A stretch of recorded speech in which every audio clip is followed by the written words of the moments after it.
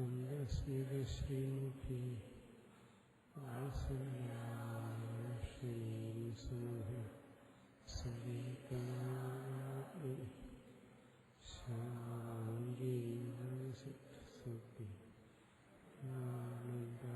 ശാന്തിശ്വരി സമാരംഭാം ശങ്കരാചാര്യമധ്യം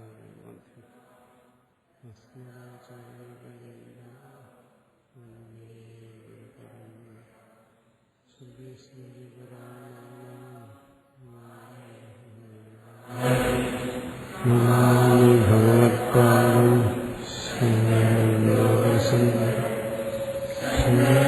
ശങ്കരാചാര്യം സൗഭാഷ്യഗുരോ വന്ദേ ഈശ്വരോ ഗുരുരാജ്ഞേ മുക്തികേ ഭാവിനി വ്യോമവ്യാപ്തദേഹ ദക്ഷിണാമൂർത്തയേ നമഃ.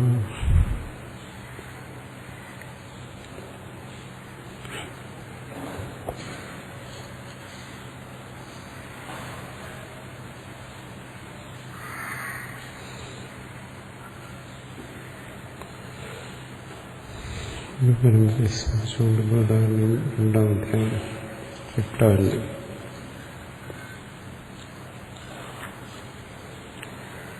സഹോവാച അജാതശത്രോ എത്ര ഏഷ ഏതത് സുപ്തോ അഭൂത് യേഷ വിജ്ഞാനമയപുരുഷഃ തദേഷാം പ്രാണാനാം വിജ്ഞാനേന വിജ്ഞാനമാദായ യേശോ അന്തർഹൃദയ ആകാശ തസ്മിൻ സേതി താനി യദാ ഗൃഹ്ണാതി അതഹ്യേതത് പുരുഷസ്വപ്തി നാമ തദ്ഗൃഹീത ഏവ പ്രാണോ ഭവതി. ഗൃഹീതാവക് ഗൃഹീതം ചക്ഷുഃ ഗൃഹീതം ശ്രോത്രം ഗൃഹീതം മനഃ.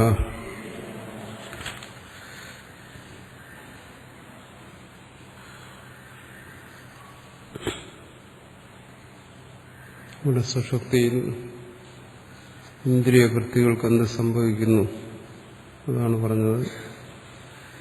തത്ര സ്വപകാലേ ഗൃഹീതേവ പ്രാണോ ഭവതി. പ്രാണിയുടെ ഗ്രഹണേന്ദ്രിയം വാഗാദിപ്രകരണാത് വാഗാദി സംബന്ധേ സതി തത് ബാധിത്വാത് അസ്യ സംസാരധർമ്മിത്വം ലക്ഷ്യതേ. വാഗാദിശ്ച ഉപഹൃത ഏവ തദാ തേന.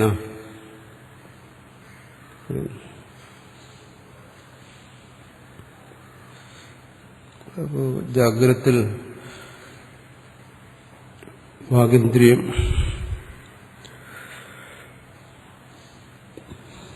മറ്റിന്ദ്രിയങ്ങളുമായിട്ടുള്ള സംബന്ധം വരുന്നു. അതാണ് അതിന്റെ സംസാരിത്വം, ജീവന്റെ സംസാരിത്വം. സുഷുപ്തിയിൽ ആ സംബന്ധമില്ല. ഉപസംഹൃതായ അതെല്ലാം ഉപസംഹരിക്കപ്പെട്ടിരിക്കുന്നു, അല്ലെങ്കിൽ ലീനമായിരിക്കുന്നു. അതുകൊണ്ടവിടെ സംസാരധർമ്മിത്വമല്ല, ജീവൻ സംസാരിയല്ല. കഥമെങ്ങനെ ഗൃഹീതാവ ഗൃഹീതം ചക്ഷുർ ഗൃഹീതം ശ്രോത്രം ഗൃഹീതം മനഃ. മനസ്സുൾപ്പെടെയുള്ള സർവവും അവിടെ ഗൃഹീതമായിരിക്കുന്നു. സുഷുപ്തിയിൽ ഒന്നും തന്നെ അവിടെ പ്രവർത്തിക്കുന്നില്ല എന്നർത്ഥം. ജ്ഞാനം, അറിവ്, ജാഗ്രതത്തിലെ ഈ അറിവുണ്ടാകുന്നതിനുള്ള കാരണങ്ങളാണ് ഇന്ദ്രിയങ്ങളും മനസ്സുമല്ല.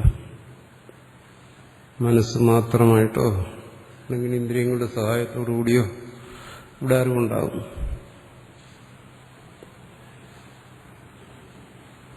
സുഷുപ്തിയിൽ മനസ്സുൾപ്പെടെ എല്ലാം ലയിച്ചിരുന്നാൽ എങ്ങനെ അറിവുണ്ടാകും? അതുകൊണ്ടാണ് സുഷുപ്തിയിൽ അറിവുണ്ടാകുന്നില്ല എന്ന് പറയുന്നത്. പിന്നെ സുഷുപ്തി ശേഷിക്കുന്നത് ആ കേവലമായ അറിവ്, സ്വപ്രകാശം. അവിടെ അറിയാൻ രണ്ടാമതൊരു വസ്തുവില്ല, അറിയാൻ ഒരാളുമില്ല, കേവലമായ അറിവ് മാത്രം. തസ്മാത് ഉപസംഹൃതേഷു വാഗാദിഷു ക്രിയാകാരക ഫലാത്മതാഭാവ. ഇപ്പോൾ വാഗാദി കർണങ്ങൾ മനസ്സുൾപ്പെടെയുള്ള സർവ്വം അവിടെ ഉപസംഹരിക്കപ്പെട്ടു. അപ്പോൾ അവിടെ തന്നിൽ ഉറങ്ങുന്നവനിൽ ക്രിയയില്ല, ക്രിയാശ്രയത്വമില്ല. മുമ്പ് ഭാഷ്യകാരൻ പറഞ്ഞു. ആത്മാവിനത് ഇല്ല. ഇവിടെ ഇപ്പോൾ ഈ ശരീര താതാത്മ്യം വന്നിട്ട് എന്നിൽ ക്രിയയുണ്ട്, കാരകത്വം, ഞാൻ കർത്താവാണ്, ഫലാത്മക, ഞാൻ സുഖദുഃഖങ്ങളെ അനുഭവിക്കുന്നവനാണ്, ഇതെല്ലാം ഇവിടെയുണ്ട്. അഭാവാ, അതൊന്നും അവിടെ ഇല്ല. സുഖാനുഭവമില്ല.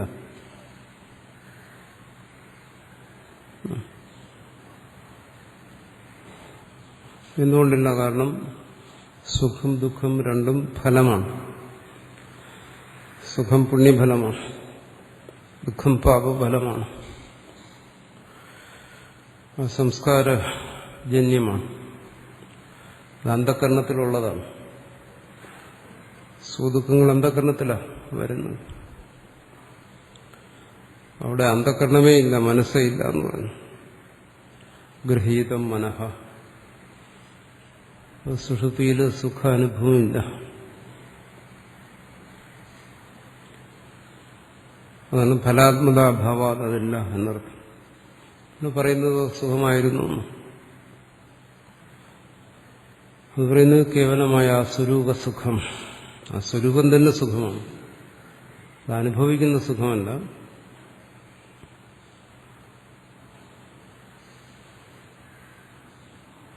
അവിടെ ജ്ഞാനസ്വരൂപമായിരുന്നു. സ്വസ്വരൂപം, അതിനെ സത്തെന്നും ചിത്തെന്നും ആനന്ദമെന്നും പറയും. ആ രീതിയിൽ അത് കേവല സുഖസ്വരൂപമായിരുന്നു. അല്ലാതെ ഈ ജാഗ്രതത്തിൽ നമ്മൾ അനുഭവിക്കുന്നത് പോലെ മനസ്സുകൊണ്ട് സുഖത്തെ അനുഭവിക്കാൻ അവിടെ സാധ്യമല്ല. കഴിഞ്ഞ ദിവസം നമ്മളത് പറഞ്ഞതാണ്. ഇവിടെ സുഷുപ്തിയിൽ സുഖമായിരുന്നു എന്ന് പറഞ്ഞാൽ അവിടെ നമ്മളൊരു സുഖത്തെ അനുഭവിച്ചെന്നോ, ഇല്ല ആ സുഖത്തെ നമ്മളിവിടെ ഉണർന്നിട്ട് അനുമാനിക്കുന്നുവെന്നോ അല്ലെങ്കിൽ സ്മരിക്കുന്നുവെന്നോ എന്തു പറഞ്ഞാലും അത് അസംബന്ധമാണ്. ഇവിടെ കേവല സുഖസ്വരൂപനായ ആത്മാവ്. അതാണ് കാരണം. അവിടെ മറ്റ് ഒന്നും പ്രവർത്തിക്കുന്നില്ല. ഒന്നും പ്രവർത്തിക്കാതെ ശേഷിച്ചാൽ അത് സുഖമാണ്. അതുകൊണ്ട് ക്രിയാകാരക ഫലാത്മത, ഫലം അവിടെയില്ല. അതുകൊണ്ട് ഫലരൂപത്തിലുള്ള സുഖവുമില്ല ദുഃഖവുമില്ല, രണ്ടുമില്ല.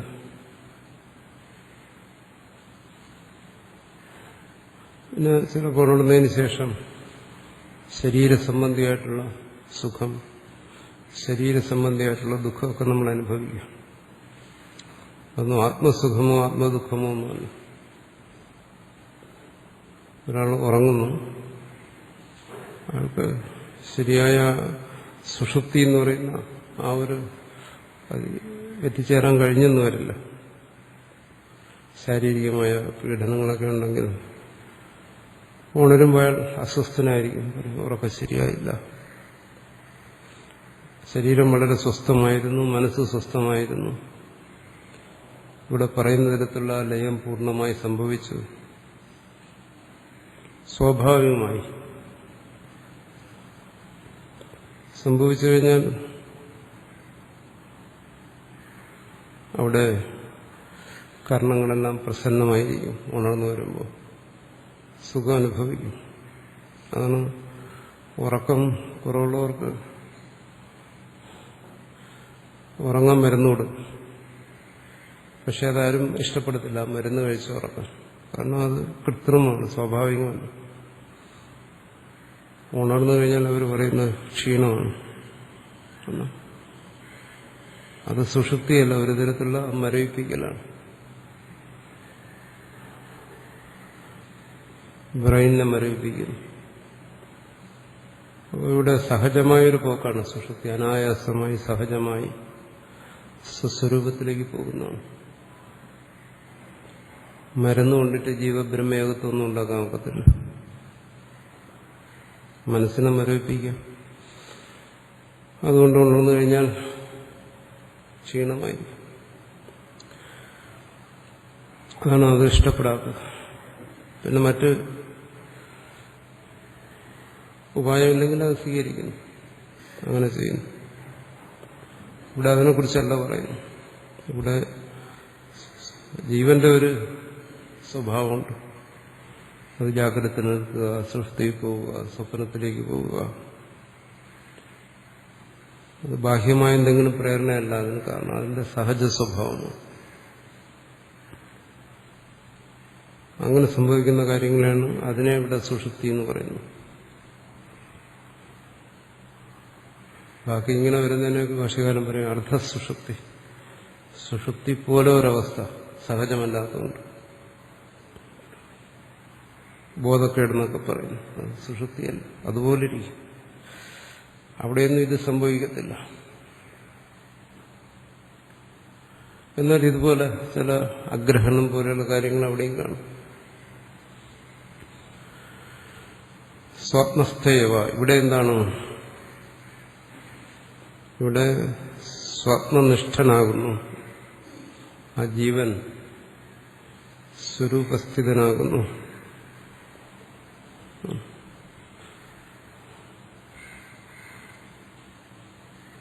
അതിന് ശാസ്ത്രമൊന്നും ആവശ്യമില്ല, ഗുരു വേണ്ട, ഒന്നും വേണ്ട. ജീവൻ സ്വരൂപ നിഷ്ഠനാകുന്നു. സുഷുപ്തിയിലും ജാഗ്രതത്തിനും സ്വപ്നത്തിലുമെല്ലാം ജീവൻ സ്വരൂപനിഷ്ഠൻ തന്നെ. പക്ഷെ ജാഗ്രതത്തിൽ ആ സ്വരൂപനിഷ്ഠയെ നിന്ന് ച്യുതി സംഭവിക്കുന്നു. അങ്ങനെ ഒരു അനുഭവം. ഈ മനസ്സും ഇന്ദ്രിയങ്ങളും എല്ലാം ഉണർന്ന് പ്രവർത്തിച്ചിട്ട് സ്വപ്നത്തിലും അത് തന്നെ സംഭവിക്കുന്നു. ആണ് തമ്മിലുള്ള വ്യത്യാസം. സുഷുപ്തിയിൽ സ്വരൂപനിഷ്ഠ, ആ സുഷുപ്തിയിലെ സ്വരൂപനിഷ്ഠ കൊണ്ട് എന്താ പ്രയോജനം? ജാഗ്രതത്തിൽ ആ സ്വരൂപനിഷ്ഠയെക്കുറിച്ചുള്ള അറിവ് അത് സഹായിക്കുന്നു.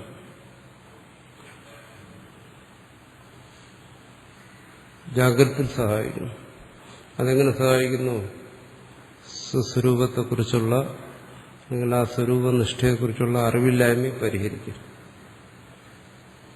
അത് സഹായിക്കും. അതുകൊണ്ടെന്താ പ്രയോജനം? ഇവിടെ പറയുന്നു ആ സ്വരൂപനിഷ്ഠയിൽ അസംസാരിയാണ്. സുഷുപ്തിയിൽ താൻ അസംസാരിയാണ്, അവിടെ സംസാരമില്ല. ഇപ്പൊ ജാഗ്രതത്തിൽ ഒരാൾ ആ സ്വരൂപനിഷ്ഠയെക്കുറിച്ച് അറിഞ്ഞു കഴിഞ്ഞാൽ അയാൾ എങ്ങനെയാ സ്വരൂപനിഷ്ഠ അറിയുന്നത്? സംസാരിയാണ്. അതുകൊണ്ട് ജ്ഞാനം കൊണ്ട്, ജാഗ്രതത്തിലെ അറിവുകൊണ്ട് അയാൾ അസംസാരിയാകുന്നു. അതാണ് പറയുന്നത് ജ്ഞാനം കൊണ്ട് മോക്ഷം എന്ന് പറയുന്നത്. അസംസാരിത്വം, അതാണ് മോക്ഷം.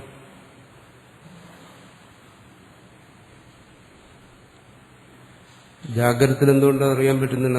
കാരണം ജാഗ്രതത്തിൽ വാസ്തവത്തിൽ ആ സ്വരൂപനിഷ്ഠയാണെങ്കിലും അതിനെ അറിയാൻ പറ്റുന്നില്ല.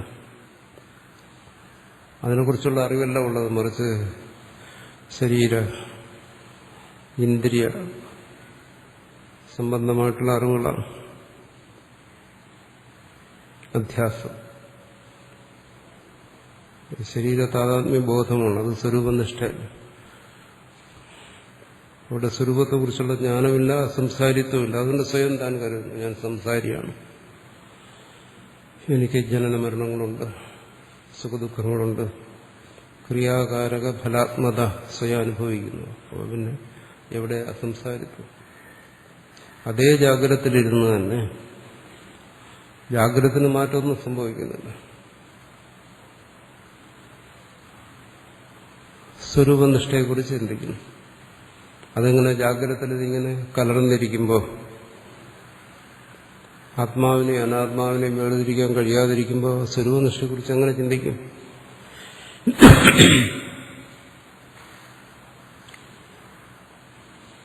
അത് മാത്രമല്ല, മുമ്പും പറഞ്ഞിട്ടുണ്ട്, മനനം എന്ന് പറയുന്നത് ഭാവനയാണ്.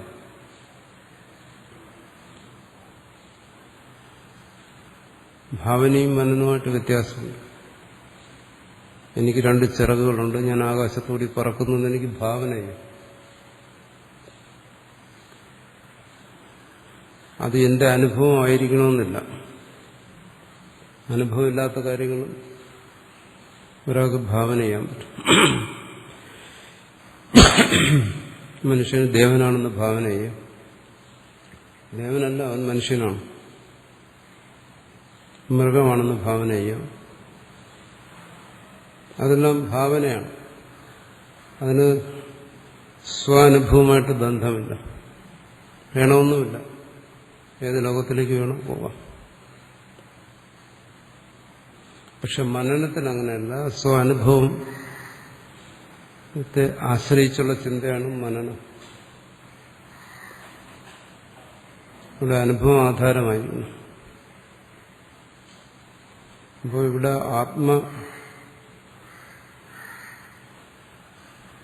മനനമാണ്. അതാണ് നമ്മൾ മുമ്പ് ചർച്ച ചെയ്തിരുന്നത്. ഉപാസനയും ജ്ഞാനവും തമ്മിലുള്ള വ്യത്യാസം. ഉപാസനയിൽ ഭാവനയാണ്. സാളഗ്രാമം അറിയാം, അതൊരു കൽക്കഷ്ണമാണ്. പക്ഷെ അവിടെ ഭാവനയില്ല, ഇത് വിഷ്ണുവാണ്, അത് വിഷ്ണുവാണെന്ന് അനുഭവം ഉണ്ടല്ല. അവനറിയാം ഇത് കല്ലാണെന്ന്, ശിവലിംഗം, അവനറിയാം ഇത് വെറും ഒരു ശിലയാണ്.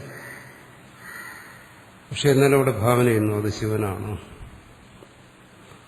എന്നുവെച്ചാൽ ശിവനെക്കുറിച്ചുള്ള എന്തൊക്കെ ഭാവനകളാണോ ഉള്ളത് അതെല്ലാം ഈ കല്ലിലേക്ക് ആരോപിക്കുന്നു.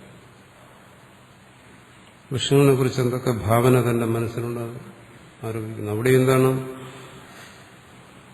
ശിവനെക്കുറിച്ചും വിഷ്ണുവിനെ കുറിച്ചും സങ്കല്പങ്ങളേ ഉള്ളൂ, ഭാവനകളേ ഉള്ളൂ, അനുഭവമില്ല. അനുഭവത്തിന് വേണ്ടിയാണ് ഉപാസന. അങ്ങനെ ഭാവനയിലൂടെ അനുഭവം വരണം. അത് ഉപാസനയുടെ വഴി. ജ്ഞാനത്തിന്റെ വഴിയല്ല, അത് മനനം, വിചാരം, അത് അനുഭവത്തെ ആശ്രയിച്ചിട്ടാണ്. ഇവിടെ സ്വരൂപസ്ഥിതി പറയുന്നു, സ്വരൂപനിഷ്ഠ, സ്വാത്മസ്ഥ എന്ന് പറഞ്ഞു. അപ്പൊ സ്വാത്മസ്ഥമായ ആ സ്ഥിതി ജാഗ്രതയിൽ അനുഭവിക്കാൻ പറ്റുന്നില്ല. ജാഗ്രതയിൽ ചിന്തിച്ചാൽ പരമാവധി നമുക്ക് ഭാവനയും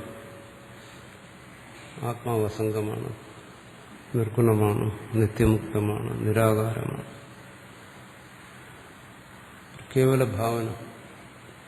പക്ഷെ അതുപോലെ ഇവിടെ മനനത്തിന് അനുഭവത്തെ പിന്തുടർന്നു വരണം. അതിന് പറയുന്നത് ശ്രുതിമതസ്തർക്കോരു സന്ധീയത, ശ്രുതിക്ക് അനുസരിച്ചുള്ള മനനം.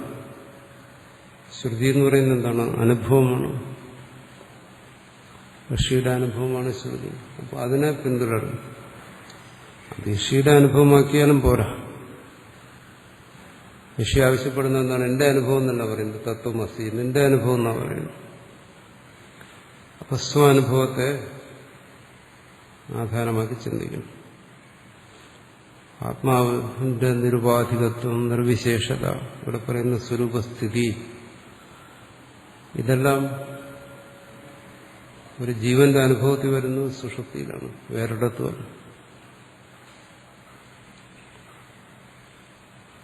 സുഷുപ്തിയെക്കുറിച്ച് അവൻ ചിന്തിക്കുമ്പോൾ മനസ്സിലാകുന്ന താൻ ആ ഒരു അനുഭവത്തിൽ നിന്നാണ് ഇങ്ങോട്ട് കടന്നു വന്നത്, ഈ ജാഗ്രതത്തിലേക്ക് വന്നത്.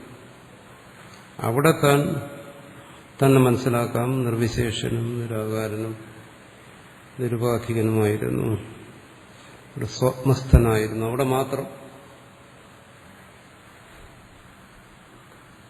അത് അനുഭവം എന്ന് പറഞ്ഞാൽ കേവലമായ അനുഭവം. അവിടെ അത് അനുഭവിച്ചില്ല, പക്ഷെ ഇവിടെ അത് അനുഭവിക്കുന്ന എന്താണ്? അത് സ്വപ്നസ്ഥിതിയായിരുന്നു. അതിനെ ആശ്രയിച്ച് മനനം, ആ അനുഭവത്തെ ആശ്രയിച്ചുള്ള മനനം. അതിനു വേണ്ടിയിട്ടാണ് സുഷുപ്തി ഇവിടെ ചർച്ച ചെയ്യുന്നത്. അല്ല, സുഷുപ്തിയെക്കുറിച്ച് ചർച്ച ചെയ്യുന്നത് ഉറങ്ങാൻ വേണ്ടിയിട്ടല്ല. ചിലങ്ങനെ പറയും സുഷുപ്തിയെക്കുറിച്ച് ഇത്രയും ചർച്ച ചെയ്യുന്നുണ്ടെങ്കിൽ ഉറങ്ങുകയാണോ ഇതിന്റെ ഉദ്ദേശം? ഇതെല്ലാം നിർത്തിവെച്ചിട്ട് അത് മോക്ഷമെന്നാണോ പറയുന്നതല്ല. എന്തുകൊണ്ടല്ല? കാരണം ഉറങ്ങിയാൽ ഈ ചർച്ച നടക്കത്തില്ല, മനനം നടക്കത്തില്ല. ഉറങ്ങിയാൽ അവിടെ ജ്ഞാനം ഉണ്ടാകത്തില്ല, കാരണം അവിടെ അനുഭവമില്ല. ആത്മസ്വരൂപമായ ആ സച്ചിദാനന്ദമല്ല, അവിടെ രണ്ടാമതൊരു ജ്ഞാനമില്ല. അതുകൊണ്ട് ഉറക്കം ഒരു പരിഹാരമായി നിർദ്ദേശിക്കുകയല്ല. ആദ്യം അതിനെ ഒരനുഭവമായി സ്വീകരിക്കുക. ഉറക്കമെന്ന് പറഞ്ഞാൽ തന്നെ നമ്മളതിന് കൽപ്പിക്കുന്ന അർത്ഥം ഇവിടെ ഒട്ട് യോജിക്കുന്ന ഒന്നല്ല. ഉറക്കമെന്ന് പറഞ്ഞാൽ ഒന്നും അറിയാതിരുന്ന ഒരു അവസ്ഥ. ഇവിടെ അതല്ല ഉദ്ദേശിക്കുന്നു. അത് ഉറക്കത്തിന്റെ ഒരു ഭാഗം മാത്രം, ഒന്നും അറിയാതിരുന്നു എന്ന് പറയുന്നു. ഇവിടെ ഉദ്ദേശിക്കുന്നത് എന്താണ്? ഒന്നും അറിയാതെ താൻ നിലനിന്ന അവസ്ഥ. ഇവിടെ പ്രാധാന്യം ആ നിലനിൽപ്പിനാണ്. അതാണ് അവിടെ സ്വപിതി എന്നെല്ലാം പറയുന്നു. അല്ല, നമ്മൾ ഒരാളുടെ അടുത്ത് ഉറക്കമാണ് ആത്മാവെന്നെല്ലാം പറഞ്ഞു കഴിഞ്ഞാൽ അവരതിനെ തെറ്റിദ്ധരിച്ചാൽ കുറ്റം പറയാൻ കഴിയില്ല. കാരണം ഉറക്കമെന്ന് പറഞ്ഞാൽ അത്രയേ ഉള്ളൂ, ഒന്നും അറിയാതിരിക്കുന്ന അവസ്ഥ. അവിടെ തന്റെ അസ്തിത്വത്തിന്റെ അല്ലെങ്കിൽ സ്വാത്മസ്ഥിതിയുടെ പ്രാധാന്യം ആ വാക്കിൽ നിന്ന് കിട്ടത്തില്ല. ആത്മാവിനെ കുറിച്ച് ഇത്രയൊക്കെ പറയുന്നത് ഈ വെറും ഉറക്കത്തെ ആശ്രയിച്ചാണോ എന്ന് ചോദിച്ചിട്ട് കേൾക്കുന്ന ആൾ ചിലപ്പോൾ അതിനെ പുച്ഛിച്ചെന്നും വരും. പക്ഷേ ഇവിടെ ശ്രുതി അതിനാണ് പ്രാധാന്യം കൊടുത്തിരിക്കുന്നത്. ഒരിക്കലും നശിക്കാത്ത തന്റെ ഒരു അസ്തിത്വം അവശേഷിക്കുന്ന സ്ഥാനം മറ്റെല്ലാം നശിച്ചാൽ ഇവിടെ അടുത്ത് പറയും ആത്മാവിന്റെ ആ വ്യതിരിക്തത അത് കാണിക്കാൻ വേണ്ടിയിട്ടാണ്. സ്വപ്നസ്ഥനായിരിക്കുന്നു, ഏവാത്മാ ഭവതി, സ്വസ്വരൂപം അങ്ങനെ സ്ഥിതി ചെയ്യുന്നു. ഇതൊരു അനുഭവമാണ് തന്റെ. ഉറങ്ങി എന്നുള്ളത് തന്റെ അനുഭവമാണ്. താൻ തന്നെയാണ് ഉറങ്ങിയെന്നുള്ളതും തന്റെ അനുഭവമാണ്. അവിടെ താൻ ഉണ്ടായിരുന്നു എന്ന് പറയുന്നതും തന്റെ അനുഭവമാണ്. അവിടെ ഇതൊന്നും അറിഞ്ഞില്ല, അതുകൊണ്ട് അവിടെ താൻ സുഖസ്വരൂപനായിരുന്നു എന്ന് പറയുന്ന അനുഭവമാണ്. ഇതെല്ലാം എപ്പോൾ അനുഭവിക്കുന്നു? ജാഗ്രതത്തിൽ. ഉറക്കത്തിൽ അനുഭവിക്കുകയല്ല. ജാഗ്രതത്തിൽ ഈ അനുഭവം ഉണ്ടെങ്കിൽ ഈ അനുഭവത്തെ തുടർന്ന് ഉള്ള ചിന്ത, മനനം, അതാണ് ദൃഢമായ ആത്മബോധത്തിലെത്തിക്കുന്നു, ജ്ഞാനത്തിലെത്തിക്കുന്നു. അതിനു വേണ്ടിയിട്ടാണ് ഈ ചർച്ച ഇവിടെ. ഇപ്പൊ സുഷുപ്തി എന്ന അനുഭവം ജാഗ്രതത്തിലെ മനനത്തിൽ എത്തിക്കുന്നു.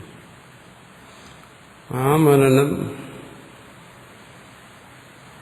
അതിലൂടെ എത്തിച്ചേരുന്ന നിശ്ചയം, ജ്ഞാനം തന്നെ സംബന്ധിച്ചുള്ള അജ്ഞാനാദി ദോഷങ്ങളെല്ലാം ഇല്ലാതാക്കുന്നു. തന്നെക്കുറിച്ചുള്ള വ്യക്തമായ ബോധം തന്നെ സംബന്ധിക്കുന്ന അജ്ഞാനാദി ദോഷങ്ങളെ ഇല്ലാതാക്കുന്നു. അപ്പോൾ തന്നെക്കുറിച്ച് മനസ്സിലാക്കുന്നു, താൻ അസംസാരിയാണ്, നിത്യമുക്തനാണ്. അങ്ങനെയാണ് ജ്ഞാനത്തിലൂടെ മോക്ഷത്തിലെത്തിച്ചേരുന്നത്. ആ കാര്യങ്ങളെല്ലാം സംഭവിക്കേണ്ടത് ജാഗ്രത. അതിനാധാരമായിരിക്കുന്നത് സുഷുപ്തി. അത് മനസ്സിലാക്കിയില്ലെങ്കിൽ എന്തിനാ ഈ സുഷുപ്തിയെക്കുറിച്ച് ഇങ്ങനെ ഇവിടെ വർണ്ണിക്കുന്നത്? അതുകൊണ്ട് നമുക്കെന്താ പ്രയോജനം? ഇവിടെ ജപിക്കാനോ ധ്യാനിക്കാനോ ഭജിക്കാനോ ഒന്നുമല്ല പറയുന്നു. ഇവിടെ പറയുന്നത് സുഷുപ്തിയെക്കുറിച്ച് ഇത്രയും വളരെ വിശദമായി ചർച്ച ചെയ്യുന്നു. ഇതിന്റെ ആധ്യാത്മികമായ പ്രയോജനം എന്താണ്?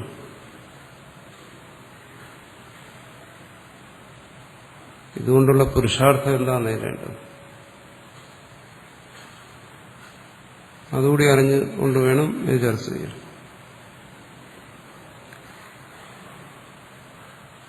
സുഷുപ്തി എന്താണ്, സുഷുപ്തിയിൽ ആത്മാവിന്റെ സ്ഥിതി എന്താണെന്ന് പറഞ്ഞെടുത്ത് സ്വപ്നത്തിലേക്ക് കിടക്കും. നനു ദർശനലക്ഷണായ സ്വപ്നാവസ്ഥായ കാര്യകരണ വിയോഗേവി സംസാരധർമ്മിത്വം അസ്യ ദൃശ്യതേ. സുഷുപ്തിയെക്കുറിച്ച് ചിന്തിച്ചാൽ സ്വപ്നത്തെക്കുറിച്ച് ചിന്തിക്കണം. സ്വപ്നത്തിന്റെ സ്വരൂപം എന്താണ്? ദർശനലക്ഷണം. ജാഗ്രതയിലെ പോലെ തന്നെ ദർശനം, ജ്ഞാനമാണ് അതിന്റെ അടയാളം. സുഷുപ്തിയും സ്വപ്നവും തമ്മിൽ തെറ്റിദ്ധരിക്കരുത്, കൂട്ടിക്കുഴയ്ക്കരുത്.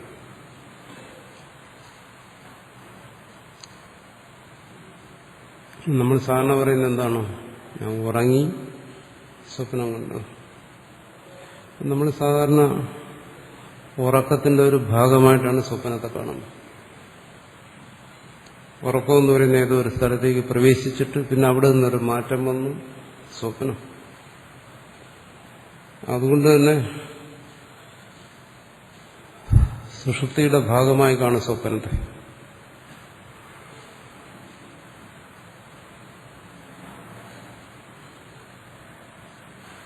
ഉറക്കത്തിൽ സ്വപ്നം എന്നല്ലേ പറയുന്നു.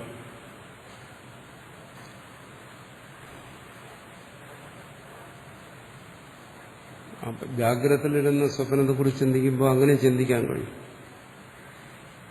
പക്ഷേ ആ സുഷുപ്തിയിൽ നിന്നും പൂർണ്ണമായും സ്വതന്ത്രമാണ് സ്വപ്നം.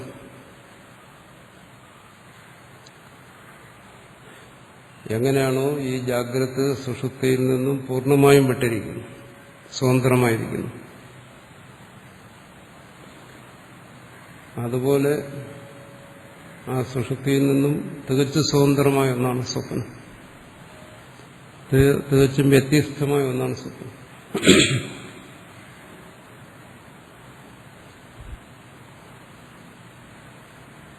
അല്ലാതെ സുഷുപ്തിക്ക് അകത്ത് സംഭവിക്കുന്ന ഒന്നല്ല. നമ്മൾ ഉറങ്ങിയിട്ട് സ്വപ്നം കാണുന്നു എന്ന് പറയുന്നുണ്ട്. എന്തുകൊണ്ടങ്ങനെയല്ല എന്ന് പറയുന്നു? കാരണം അതാണ് അതിന്റെ ലക്ഷണം പറഞ്ഞത്, ദർശന ലക്ഷണം, ജ്ഞാനം, അനുഭവം. അതുണ്ട് സ്വപ്നത്തിൽ.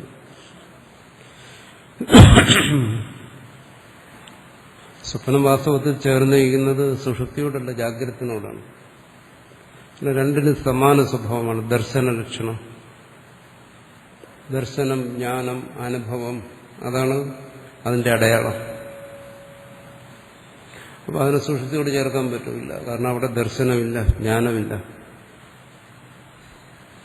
അപ്പൊ സ്വപ്നം ഏതിനോടാണ് കൂടുതൽ യോജിക്കുന്നത്, ചേരുന്നത്? ഈ ജാഗ്രതയോടാണ്. കാരണം ജാഗ്രതവും ദർശന ലക്ഷണമാണ്. എവിടെയുണ്ടില്ല. സുഷുപ്തിയിലേക്ക് പോകുന്നത് വരെ ജാഗ്രത ദർശന ലക്ഷണമാണ്. അറിഞ്ഞുകൊണ്ടിരിക്കുന്നു സർവ്വം, തന്നെയും ലോകത്തെയും അറിഞ്ഞുകൊണ്ടിരിക്കുന്നു. സ്വപ്നത്തിലേക്ക് കിടന്നാൽ അവിടെ അത് തന്നെ, തന്നെയും ലോകത്തെയും സ്വപ്ന ലോകത്തെ അറിഞ്ഞുകൊണ്ടിരിക്കുന്നു. സുഷുപ്തിക്ക് രണ്ടുമായിട്ട് എന്തെങ്കിലും ബന്ധമുണ്ടോ? ഇല്ല. അവിടെ അറിവ് പൂർണ്ണമായും അസ്തമിച്ചിരിക്കുന്നു. അപ്പൊ സ്വപ്നം സുഷുപ്തിയുടെ ഭാഗമാണോ അതോ ജാഗ്രതത്തിന്റെ ഭാഗമാണോ? സ്വപ്നത്തിന് സാദൃശ്യമുള്ളത് സുഷുപ്തിയുമായിട്ടാണോ ജാഗ്രതമായിട്ടാണോ?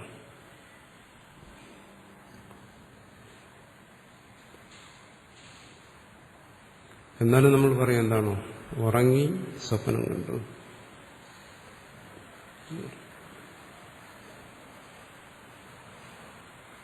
അത് ജാഗ്രതയിൽ ഇരുന്നുകൊണ്ട് ചിന്തിക്കുന്നതുകൊണ്ടാണ്.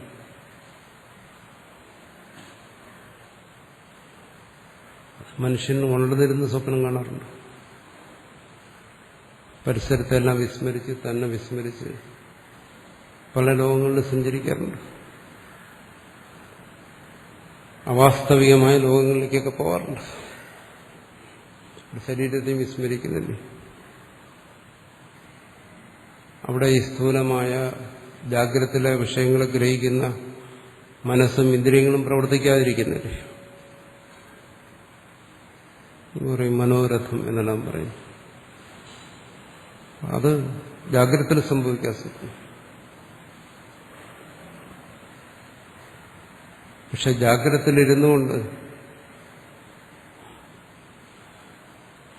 സ്വപ്നത്തെക്കുറിച്ചും സുഷുപ്തിയെക്കുറിച്ചൊക്കെ ചിന്തിക്കുമ്പോൾ അത് ഭൂതകാലവുമായി ബന്ധപ്പെടുത്തി ചിന്തിക്കേണ്ടി വരും.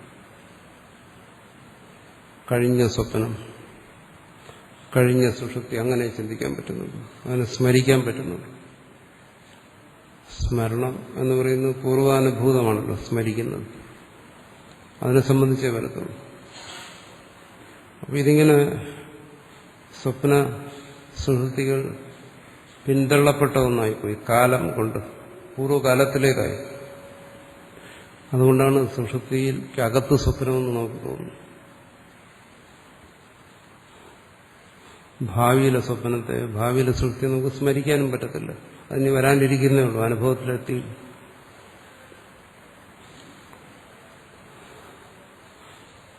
അതുകൊണ്ട് നമ്മൾ പൂർവ്വസ്വപ്നം, പൂർവ്വസുഷുപ്തി ഇതെല്ലാം ഒരുമിച്ച് ചേർത്ത് രണ്ടും ഒന്നിൽ ഒന്ന് സംഭവിക്കുന്നു തെറ്റിദ്ധരിച്ചിരിക്കുക.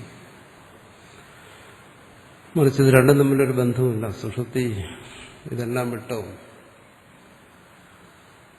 കേവലസ്ഥിതി. മറ്റൊന്ന് പറയാൻ എന്താണോ, ആ സുഷുപ്തിയിൽ നിന്നും ഈ സ്വപ്നം വരുന്നു, ആ സുഷുപ്തിയിൽ നിന്നും ഈ ജാഗ്രത വരുന്നു. ആ സ്വരൂപസ്ഥിതിയിൽ വരുന്ന ഒരു ചലനം, സമുദ്രത്തിൽ നിന്ന് അനേക തരംഗങ്ങൾ ഉണ്ടാകുന്ന പോലെ ഈ സംവിത് സമുദ്രം, ചിത് സമുദ്രം, ബോധസമുദ്രം, അതിലൊരു തരംഗം ഉണ്ടാകുമ്പോൾ നമ്മളതിനൊരു സ്വപ്നം എന്ന് പറയും. മറ്റൊരു തരംഗം ഉണ്ടാകുമ്പോൾ അതിനെ പറയും അത് ജാഗ്രത എന്ന് പറയും. അങ്ങനെ സ്വപ്ന ജാഗ്രതകളാകുന്ന തരംഗങ്ങൾ ഉണ്ടാക്കിക്കൊണ്ടേയിരിക്കും. ഇത് രണ്ടും തരംഗമാണ്. ഇതിന് രണ്ടിനും ഒരേ സ്വഭാവമാണ്, ഉയരുക, നശിക്കുക. അത് ദർശന ലക്ഷണം. അതിനാണ് ഇവിടെ ദർശന എന്ന് പറയുന്നു. ആ സ്വപ്നത്തെക്കുറിച്ച് പരിശോധിച്ചാൽ സ്വപ്നാവസ്ഥയാണ്. കാര്യകരണ വിയോഗേപി, അവിടെ കാര്യകരണ വിയോഗം സംഭവിക്കുന്നു. സുഷുപ്തിയിൽ എന്താണ് സംഭവിച്ചത് അത് തന്നെ സ്വപ്നത്തിൽ സംഭവിക്കുന്നു. സുഷുപ്തിയിൽ കാര്യകരണ വിയോഗം സംഭവിച്ചു, അവിടെ ഈ ശരീരമുണ്ടോ? ഇല്ല. ഈ കർണങ്ങളുണ്ടോ? അതുമില്ല. സ്വപ്നത്തിലും ഇത് നഷ്ടപ്പെട്ടു. സ്വപ്നത്തിൽ ഈ ശരീരമില്ല. അവിടെ ചിലപ്പോൾ പക്ഷി ശരീരമായിരിക്കും, മൃഗശരീരമായിരിക്കും, പുരുഷൻ ചിലപ്പോൾ സ്ത്രീ ശരീരത്തിലായിരിക്കും, വൃദ്ധൻ ചിലപ്പോൾ യുവശരീരത്തിലായിരിക്കും. മനസ്സും അതുപോലെ തന്നെ മാറുന്നു. ഇവിടെ സന്തോഷമുള്ള മനസ്സാണെങ്കിൽ അവിടെ ദുഃഖമുള്ള മനസ്സായിരിക്കും. ഇവിടെ ദുഃഖമുള്ള മനസ്സാണെങ്കിൽ അവിടെ സന്തോഷമുള്ള മനസ്സായിരിക്കും. ഇവിടെ കാമക്രോധാദികളൊന്നും ഇല്ലെങ്കിൽ അവിടെ അതെല്ലാം ഉണ്ടാകും. അപ്പൊ കാര്യകരണ വിയോഗം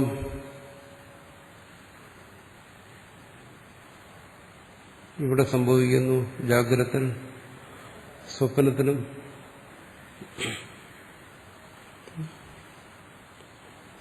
കാര്യകരണ വിയോഗം സുഷുപ്തിയിൽ സംഭവിക്കുന്നു, അതുപോലെ സ്വപ്നത്തിൽ സംഭവിക്കുന്നു. ജാഗ്രതത്തിൽ സംഭവിക്കുന്നു എന്ന് പറയാം കാര്യകരണ വിയോഗം. എങ്ങനെ?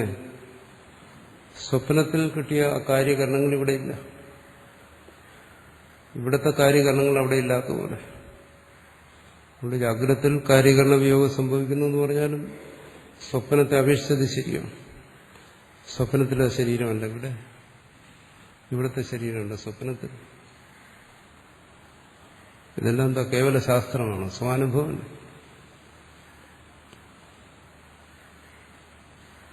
അപ്പൊ സ്വപ്നാവസ്ഥയിൽ കാര്യകരണ വിയോഗം സുഷുപ്തിയിലേതുപോലെ തന്നെ സംഭവിച്ചു. ഇവിടുത്തെ കാര്യകരണങ്ങളൊന്നുമില്ല. എന്നാലും സംസാരധർമ്മിത്വം അസ്യ ദൃശ്യതേ. പക്ഷെ അവിടെ അവൻ സംസാരിയാണ്. അതാണ് സുഷുപ്തിയിൽ നിന്നുള്ള വ്യത്യാസം. അതാണ് സുഷുപ്തിയുമായി സ്വപ്നത്തിന് ബന്ധമില്ലെന്ന് പറയുന്നു. സുഷുപ്തിയിൽ സംസാരധർമ്മിത്വമില്ല, അതാണ് ഇതുവരെ പറഞ്ഞത്. സ്വപ്നത്തിൽ അതുണ്ട്. സംസാരധർമ്മിത്വം എന്ന് പറയുമ്പോൾ സുഖദുഃഖാദി അനുഭവങ്ങൾ അതെല്ലാം അവിടെയുണ്ട്.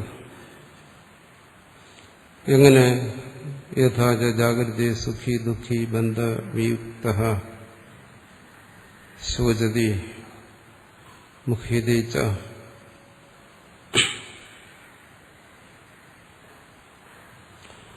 ജാഗ്രത്തിൽ സുഖിയും ദുഃഖിയുമാകുന്നു.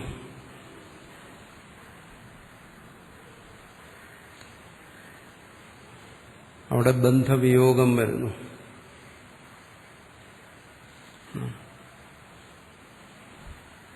ബന്ധവിയുക്തനാകുന്നു.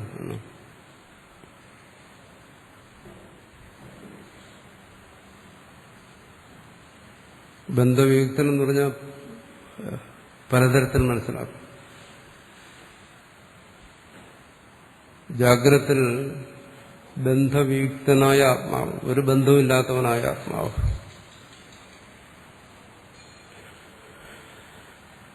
അവൻ സുഖിയായി സന്തോഷിക്കുന്നു, ദുഃഖിയായി ദുഃഖിക്കുന്നു. വാസ്തവത്തിൽ അവിടെ ബന്ധമില്ല, അതുകൊണ്ട് ബന്ധവിയുക്തൻ എന്ന് പറയും. അവിടെ ബന്ധവിയുക്തൻ എന്ന് പറഞ്ഞ ആത്മാവ്.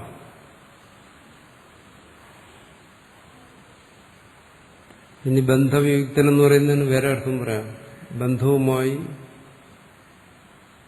പ്രത്യേകമായ സംബന്ധമുള്ളവൻ, വിശേഷമായ യോഗമുള്ളവൻ, ബന്ധവിയുക്തൻ.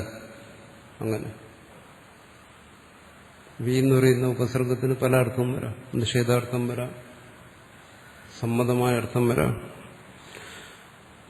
അപ്പോൾ ആ ബന്ധയോഗം കൊണ്ട് ജാഗ്രതത്തിൽ ആത്മാവിന് അതൊരു വിശേഷ യോഗമാണെന്ന് പറഞ്ഞാൽ ആ ഒരു യോഗം പരമാർത്ഥമല്ല. എന്തോ നമുക്ക് നിശ്ചയിക്കാൻ കഴിയാത്ത ഒരു യോഗം. അസംസാരിയായിരിക്കുന്ന ഈ ആത്മാവിന് ഒരു സംസാരബന്ധം, ജാഗ്രത നിർവചിക്കാൻ കഴിയത്തില്ല. അത് സംഭവിക്കാൻ പാടില്ലാത്ത സംഭവിച്ചിരിക്കുന്നതുകൊണ്ടാണ് നിർവചിക്കാൻ കഴിയില്ല എന്ന് പറയുന്നത്. അവചനീയം, അനിർവചനീയം എന്നെല്ലാം പറയും.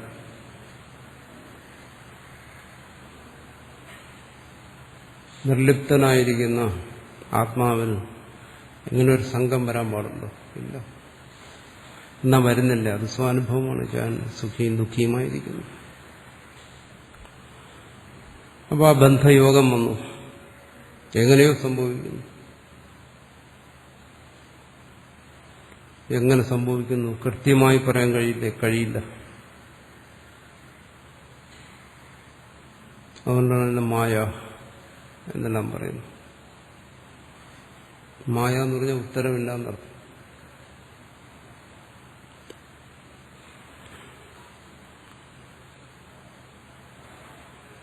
മായയിൽ ശരി ഉത്തരമില്ല. അത് മായയുടെ സ്വഭാവമാണ്.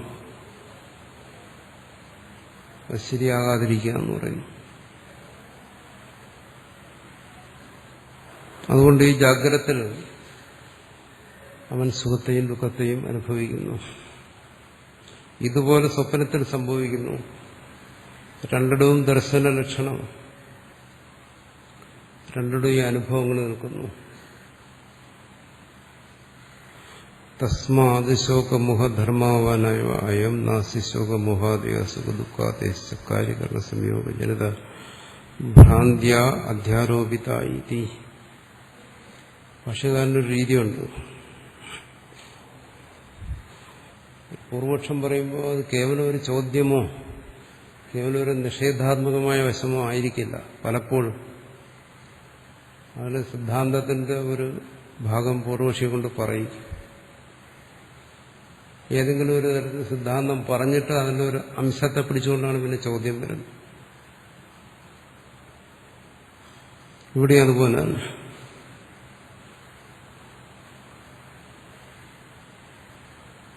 തസ്മാ ശോകമോഹ ധർമ്മവാനേവായം. ഈ ജീവൻ അല്ലെങ്കിൽ ഈ ആത്മാവെന്ന് പറയാം ശോകമോഹാദി ധർമ്മത്തോടുകൂടി തന്നെ ഇരിക്കുന്നു. അതില്ലല്ലോ, സുഷുപ്തിയിൽ അതൊന്നും ഉണ്ടായിരുന്നില്ലല്ലോ. ശോകമോഹാദി ധർമ്മങ്ങൾ സുഷുപ്തിയിലില്ലെന്നാണ് ഇതുവരെ പറഞ്ഞത്.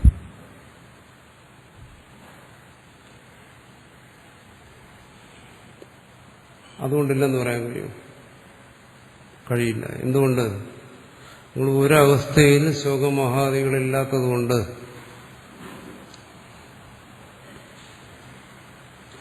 ഇല്ല എന്ന് പറയുന്നതിന് ശരിയല്ല, അത് അനുഭവിച്ചിട്ടില്ല എന്ന് ഉള്ളതുകൊണ്ട് രണ്ടാണ് നമ്മൾ മുമ്പ് ചർച്ച ചെയ്തത്. സുഷുപ്തിയിൽ ശോകമോഹാദികളില്ലെന്നല്ല നമ്മൾ പറയുന്നു, ഒന്നും അറിഞ്ഞില്ല എന്നാ. ഞാൻ അറിഞ്ഞില്ല അതുകൊണ്ടില്ല എന്ന് പറയാൻ പറ്റും. നീ ഒരു ദുഷ്ടനാണെന്ന് ഞാൻ അറിഞ്ഞില്ല അതുകൊണ്ട് നീ ദുഷ്ടനല്ലാതാവും. നീ ഒരു ശിഷ്ടനാണെന്ന് ഞാൻ അറിഞ്ഞില്ല അതുകൊണ്ട് നീ ശിഷ്ടനല്ലാതാകും. അത് സംഭവിക്കുന്നില്ലല്ലോ. നിന്നെ ആശ്രയിച്ചിരിക്കുന്ന കാര്യമല്ലേ. ഞാൻ അറിഞ്ഞാലും അറിഞ്ഞിരിക്കുന്നത് നീ എന്തോ അതാണ് നീ. അത് സുഷുപ്തിയിൽ ശോകമോഹാദികളൊന്നും അറിഞ്ഞില്ല.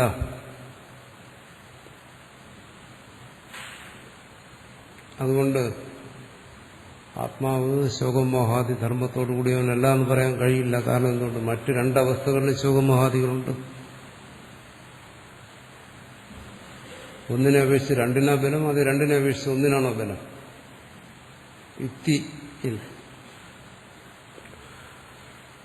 സുഹൃത്തിയിൽ ശോകമോഹാദികളില്ല, അതുകൊണ്ട് ആത്മാവിൽ ശോകമോഹാദി ധർമ്മങ്ങളില്ല എന്ന് പറയുന്നതാണോ ശരി? അതോ ജാഗ്രത സ്വപ്നങ്ങളിൽ രണ്ടിടത്ത് ശോകമോഹാദികളുള്ളതുകൊണ്ട് ശോകമോഹാദികൾ ഉണ്ടെന്ന് പറയുന്നതാണോ ശരി? ചിന്തിക്കുമ്പോൾ പാക്ഷികമായി ചിന്തിക്കാൻ പാടില്ല. പ്രത്യേകിച്ച് സത്യത്തെ അറിയാൻ വേണ്ടിയുള്ള ഒരു ചിന്തയാണ്. അത് നിഷ്പക്ഷമായിരിക്കണം. ഇപ്പം രണ്ടിനും ബലം കൊടുക്കൂ, ഒന്നിനും ബലം കൊടുക്കൂ. രണ്ടനുഭവത്തിനും ബലം കൊടുക്കൂ, അതേ ഒരേ അനുഭവത്തിനും ബലം കൊടുക്കൂ. ഇവിടെ രണ്ടനുഭവങ്ങളുണ്ട്. ജാഗ്രത സ്വപ്നം രണ്ടനുഭവങ്ങളിലും തനിക്ക് ശോകമോഹാദികളുള്ളതുകൊണ്ട് താൻ ശോകമോഹാദിയോട് കൂടിയവനാണ് ആത്മാവ് എന്ന് പറഞ്ഞാൽ എന്താ ദോഷം? അതെന്താ യുക്തിക്ക് തകരാറ്? തസ്മാ ശോകമോഹാദി ധർമ്മവാനേവായ നാസ്തി ശോകമോഹാദയ സുഖദുഃഖാദയ കാര്യകരണ സംയോഗജനക ഭ്രാന്തിയാധ്യാരോപിത. അതുകൊണ്ട് നിങ്ങൾ പറയുന്ന ഭ്രാന്തിയാൽ അധ്യാരോപിതമാണ് എന്ന് പറയുന്നത് ശരിയല്ല.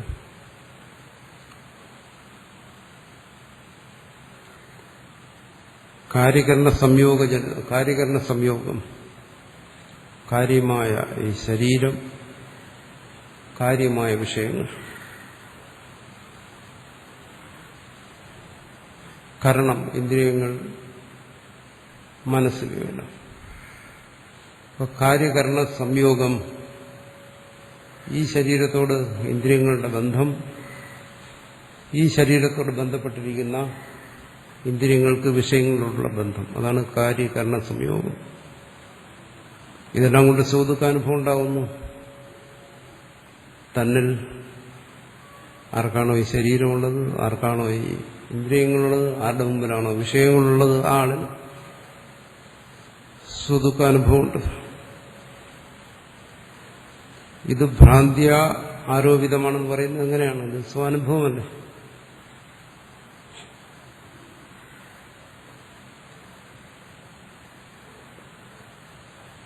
രജ്ജുസർപ്പം നമുക്ക് പറയാം ഭ്രാന്തി ആരോപിതമാണ്, സമ്മതിക്കാം. പക്ഷെ ഈ സുഖദുഃഖാനുഭവം എങ്ങനെ ഭ്രാന്തി കൊണ്ട് ആരോപിതമാകുന്നു? ഈ സുഖദുഃഖാനുഭവം ഈ രണ്ടവസ്ഥകളിലും ഒരുപോലെ തുടരുന്നു.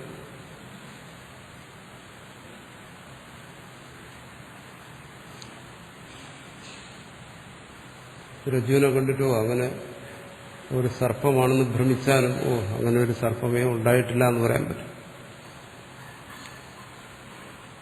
ജാഗ്രത സ്വപ്നങ്ങളിൽ മാറി മാറി സുഖദുഃഖാനുഭവങ്ങൾ ഉണ്ടായിട്ട് മറിച്ചടുത്തൊരു ജാഗ്രത ചെന്നിട്ട് എനിക്കങ്ങനെ സുഖദുഃഖാനുഭവമേ ഉണ്ടായില്ലെന്ന് പറയാൻ കഴിയും. ഉണ്ടായി, അത് വാസ്തവമാണ്. മറിച്ച് ഈ ഇന്ദ്രിയ ശരീര വിഷയ സംബന്ധം കൊണ്ട് ഉണ്ടായ ഭ്രാന്തി അതുകൊണ്ട് കൽപ്പിതമാണ് എന്ന് പറയുന്നത് ശരിയല്ല എന്ന് പൂർവക്ഷി പറയുന്നു. ശോകമോഹാദികളൊന്നും കൽപ്പിതമല്ല, അതൊക്കെ തന്നിലുള്ളത് തന്നെ, വാസ്തവമായിട്ട് അനുഭവിക്കുന്നതാണ്.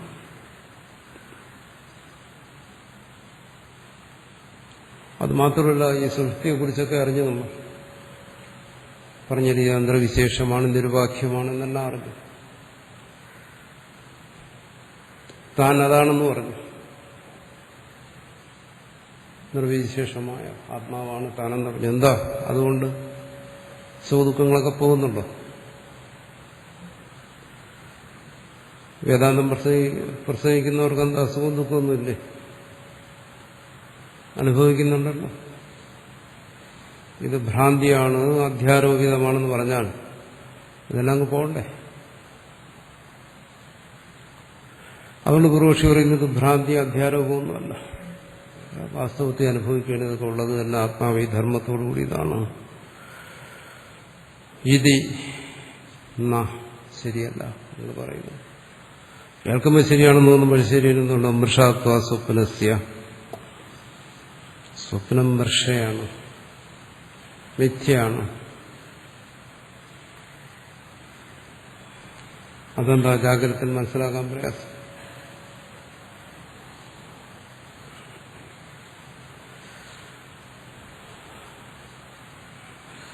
ആരെങ്കിലും സ്വപ്നം കണ്ടിട്ട് പറയും, ആ സ്വപ്നം സത്യമായിരുന്നു, ഞാനൊരു സ്വപ്നം കണ്ടു, പക്ഷെ അത് സത്യമായിരുന്നു. പറയാൻ കഴിയില്ല. അങ്ങനെ വന്നു കഴിഞ്ഞാൽ പിന്നെ അതിന് സ്വപ്നമെന്ന് പേര് പറയാൻ ഒക്കത്തില്ല.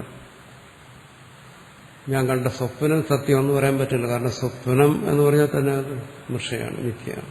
പിന്നെ എങ്ങനെ അതിന് സത്യം എന്ന് പറയാൻ പറ്റും? എനിക്ക് പറയാം, ഞാൻ കഴിഞ്ഞ ജാഗ്രത, ഈ സുഷുപ്തിക്ക് മുമ്പിലുണ്ടായിരുന്ന എന്റെ ജാഗ്രത രാത്രിക്ക് മുമ്പിലല്ല, സുഷുപ്തിക്ക് മുമ്പിൽ. പകലല്ല ജാഗ്രത, രണ്ടും രണ്ടാണ്. ഇതൊക്കെ ആൾക്കാർ തെറ്റിദ്ധരിക്കും 100 തവണ പറഞ്ഞാൽ.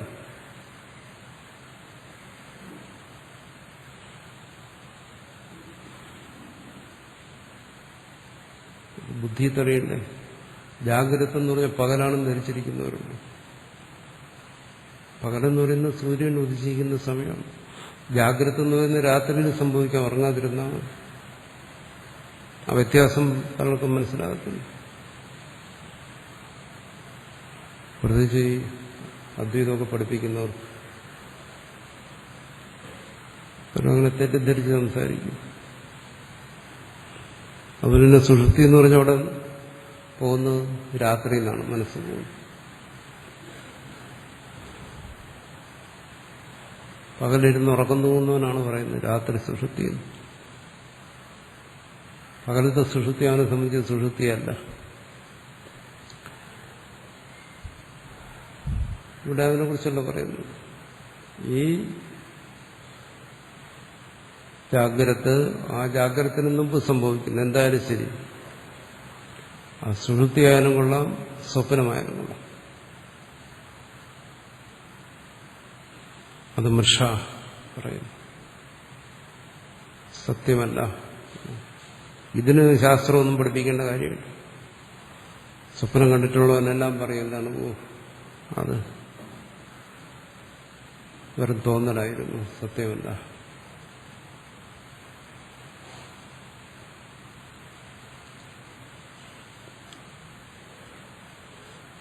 ഇവിടെ ഒരു കാര്യം മനസ്സിലാക്കണം. സ്വപ്നം മിഥ്യയാണ്, മിഥ്യയാണ്. അതുകൊണ്ട് ജാഗ്രത മിഥ്യയാണെന്നല്ല പറയുന്നു.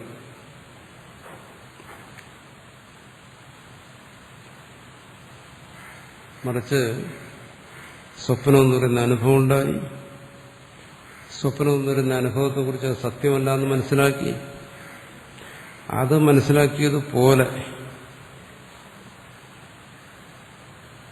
ഈ ജാഗ്രത അനുഭവത്തെയും മനസ്സിലാക്കണം എന്നാണ്. അല്ല ജാഗ്രത സ്വപ്നമെന്നല്ല.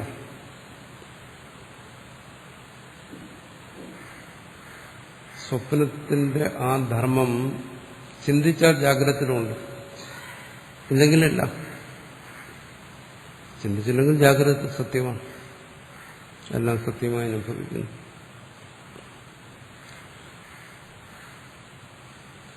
മറിച്ച് അങ്ങനെയല്ല. സ്വപ്നത്തെ സംബന്ധിച്ച് കൂടുതൽ ചിന്തിക്കേണ്ട ആവശ്യമൊന്നുമില്ല. സ്വപ്നത്തെ ഒന്ന് സ്മരിച്ചാൽ മതി, അവിടെ മനസ്സിലാക്കുന്നു അത് മിഷ. എങ്ങനെ?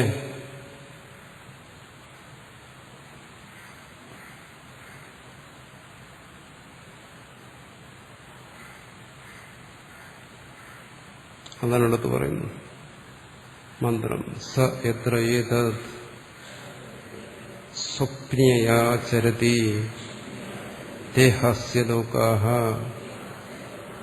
തദ്ദുതേവ മഹാരാജോ ഭവതി ഉതേവ മഹാബ്രാഹ്മണ ഉതേവ ഉച്ചാവച നിഗച്ഛതി സ യഥാ മഹാരാജോ ജാനപദാൻ ഗൃഹീത്വാ സ്വേ ജനപദേ യഥാകാമം പരിവർത്തയേത ഏവമേവ ഏഷ ഏതാൻ പ്രാണാൻ ഗൃഹീത്വാ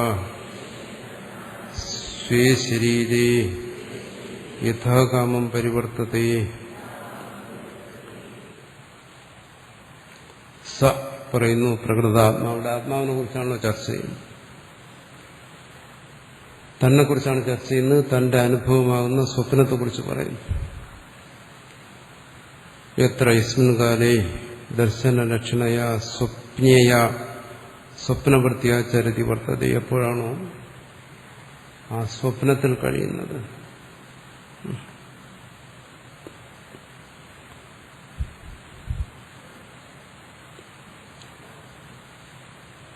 സ്വപ്നവൃത്തി, സ്വപ്നബോധം അങ്ങനെ കഴിയുന്നു. തഥാ തേഹാസ് ലോകാഹ കർമ്മഫലാനി കീയത്തെ. അത്ര തത്ര ഉത്തയുടെ അർത്ഥം പറയുന്നു. അപ്പി മഹാരാജ ഇവ ഭവതി. സ്വപ്നത്തിൽ മഹാരാജാവിനെ പോലെ ആകുന്നു. രാജാവ് തന്നെ ആയിക്കൊള്ളട്ടെ. രാജാവിന് ഈ ജാഗ്രതത്തിലെ രാജാവാകാൻ അവകാശമുണ്ട്. സ്വപ്നത്തിൽ രാജാവാകാൻ പാടില്ല. പക്ഷേ അയാൾ സ്വപ്നത്തിലും രാജാവാകുന്നു. രാജാവല്ലാത്തവനുമാകുന്നു. സ്വയം മഹാരാജത്വമേവോ അസ്യ ലോകോ.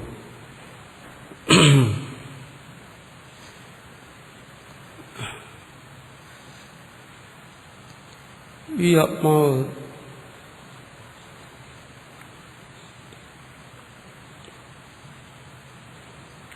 അവന് മഹാരാജത്വം, മഹാരാജാവിൻ്റെതായ ഫലങ്ങൾ അവൻ അനുഭവിക്കാൻ പറ്റുന്നു സ്വപ്നത്തിൽ.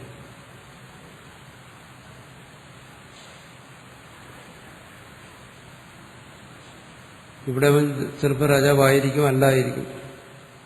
രാജാവിനെന്താ രാജാവാണെന്ന് സ്വപ്നം കണ്ടുകൊണ്ട് കാണാം. പക്ഷെ അവൻ ആ രാജഫലത്തെ അനുഭവിക്കുന്നു, രാജകീയ ഭോഗങ്ങളെ അനുഭവിക്കുന്നു, രാജകീയ സുഖത്തെ അനുഭവിക്കുന്നു. മറിച്ച് എന്ന മഹാരാജത്വമേവ ജാഗ്രത ഇവ. പക്ഷേ ഈ ജാഗ്രതത്തിലെ മഹാരാജാവല്ല. ജാഗ്രതത്തിൽ അവൻ തന്റെ രാജ്യത്തിലെ തന്റെ പ്രജകളുടെ മുമ്പിൽ അവൻ മഹാരാജാവ് തന്നെ. ഇതുപോലെ സ്വപ്നത്തിലാകും. കഴിഞ്ഞ സ്വപ്നത്തിൽ അവൻ മഹാരാജാവാണെങ്കിൽ ഇനി അടുത്ത സ്വപ്നത്തിൽ അവൻ മഹാദരിദ്രനാകും. ഒക്കെ സംഭവിക്കാം. മഹാരാജത്വം ഇവ അസ്യ ലോകോ. അവന്റെ കർമ്മഫലങ്ങളെല്ലാം അങ്ങനെ സംഭവിക്കുന്ന മഹാരാജാത്വമേവ ജാഗ്രത ഇവ. ജാഗ്രതത്തിൽ അങ്ങനെയാണ്. അവൻ മഹാരാജാവായി തന്നെ ഇരിക്കുന്നു. എത്ര കാലം അവൻ അതിനുള്ള അർഹതയുണ്ടോ അത്രയും കാലം ഇരിക്കും. സ്വപ്നത്തിൽ അങ്ങനെയല്ല. ഒരാള് തന്നെ ഒരു ജാഗ്രതയിൽ നിന്നും മറ്റൊരു ജാഗ്രതത്തിലേക്ക് പോകുന്നു. അതേ ആള് തന്നെ ഒരു സ്വപ്നത്തിൽ നിന്നും മറ്റൊരു സ്വപ്നത്തിലേക്ക് പോകുന്നു. ഒരു ജാഗ്രതയിൽ നിന്ന് വേറൊരു ജാഗ്രതത്തിലേക്ക് പോകുമ്പോൾ നമുക്ക് പരസ്പരം അതിന്റെ ബന്ധത്തെ മനസ്സിലാക്കാൻ കഴിയുന്നു. എങ്ങനെ ഇന്നലെ ഞാൻ യുവാവായിരുന്നു, ഇന്ന് ഞാൻ വൃദ്ധനായി. എന്റെ ആ ബന്ധത്തെ എനിക്ക് മനസ്സിലാക്കാൻ കഴിയുന്നു. ഇന്നലെ ഇന്നുമായിട്ടുള്ള ബന്ധം. സ്വപ്നത്തിൽ അങ്ങനെയല്ല.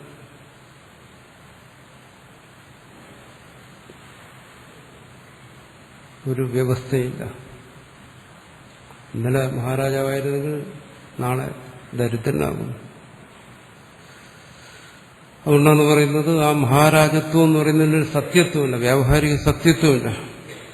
ജാഗ്രത ജാഗ്രതനെ പോലെ എന്നാലും അങ്ങനെ അനുഭവിക്കുന്നു. രാജാവായെന്നും ദരിദ്രനായെന്നും ഒക്കെ അനുഭവിക്കുന്നു.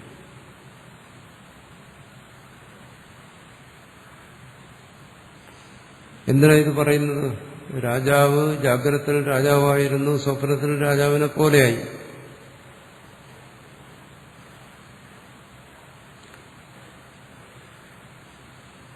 സ്വപ്നം സത്യമല്ല. ജാഗ്രതത്തിൽ അവൻ വാസ്തവത്തിൽ രാജാവായി തന്നെയിരുന്നു. അതിനൊരു വ്യാവഹാരികമായ സത്യത്വമുണ്ട്, പരമാർത്ഥമല്ലെങ്കിൽ. സ്വപ്നത്തിൽ അതും നഷ്ടപ്പെടുന്നു.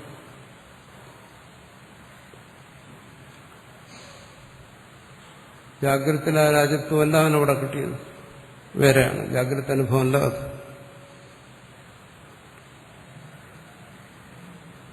അതുകൊണ്ട് സ്വപ്നം സത്യമല്ല, മൃഷയാണ്. സ്വപ്നം മൃഷയാണെന്ന് അറിഞ്ഞിട്ട് എന്താ പ്രയോജനം? ഇനി മറിച്ചാണെങ്കിൽ സ്വപ്നം മൃഷയാണെന്ന് എന്തിനാ ശാസ്ത്രം ബോധിപ്പിക്കുന്നു? സ്വാനുഭവത്തിൽ തന്നെ അതറിയാമല്ലോ. ഒരു കൊച്ചുകുട്ടിയോട് ചോദിച്ചാലും ശരി, ഈ സ്വപ്നം കണ്ടോ? സ്വപ്നം പരമാർത്ഥമാണോ? അല്ല, അത് വെറും സ്വപ്നം. അവർ പറയും വെറും സ്വപ്നം, കഴമ്പില്ലാത്ത സ്വപ്നം, യാഥാർത്ഥ്യം ലേശം പോലും ഇല്ലാത്ത സ്വപ്നം.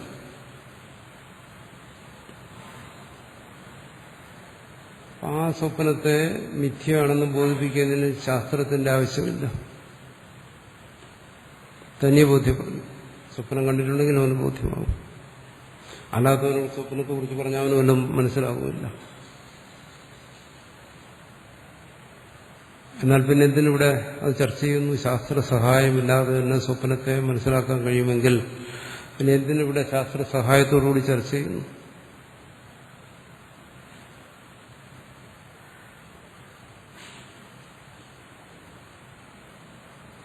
ഹിമാലയം ഉണ്ടെന്നറിഞ്ഞു കഴിഞ്ഞാൽ അതുകൊണ്ട് മാത്രം ഹിമാലയത്തിന്റെ ദർശനം സംഭവിക്കും? ഇല്ല. ക്ലേശിച്ച് അവിടെ പോകണം, ഇന്ദ്രിയാർത്ഥ സന്നികർഷം സംഭവിക്കണം, മനസ്സ് അവിടെ ഉണ്ടായിരിക്കും, ഹിമാലയ സാക്ഷാത്കാരം. അതുപോലെ സ്വപ്നമാണെന്ന് സർവർക്കും അറിയാം, ആ പാമര പണ്ഡിതന്മാർക്കെല്ലാം അറിയാം. പക്ഷേ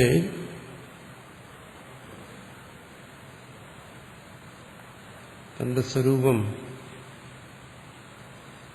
അത് പരമാർത്ഥമാണ്.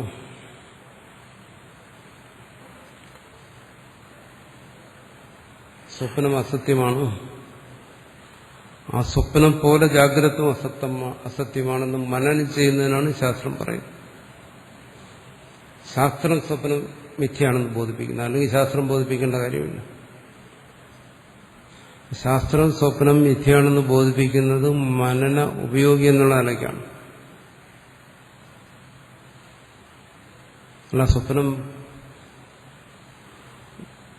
മിഥ്യയാണെന്ന് നമ്മളെ കേവലം ബോധിപ്പിക്കാൻ വേണ്ടിയിട്ടല്ല. എന്തിനു വേണ്ടിയിട്ടുള്ള മനനം? ആത്മമനനം. അസംസാരിയായ ആത്മാവാണ് താൻ എന്നുള്ള ബോധം, ആ ബോധത്തിന് വേണ്ടി.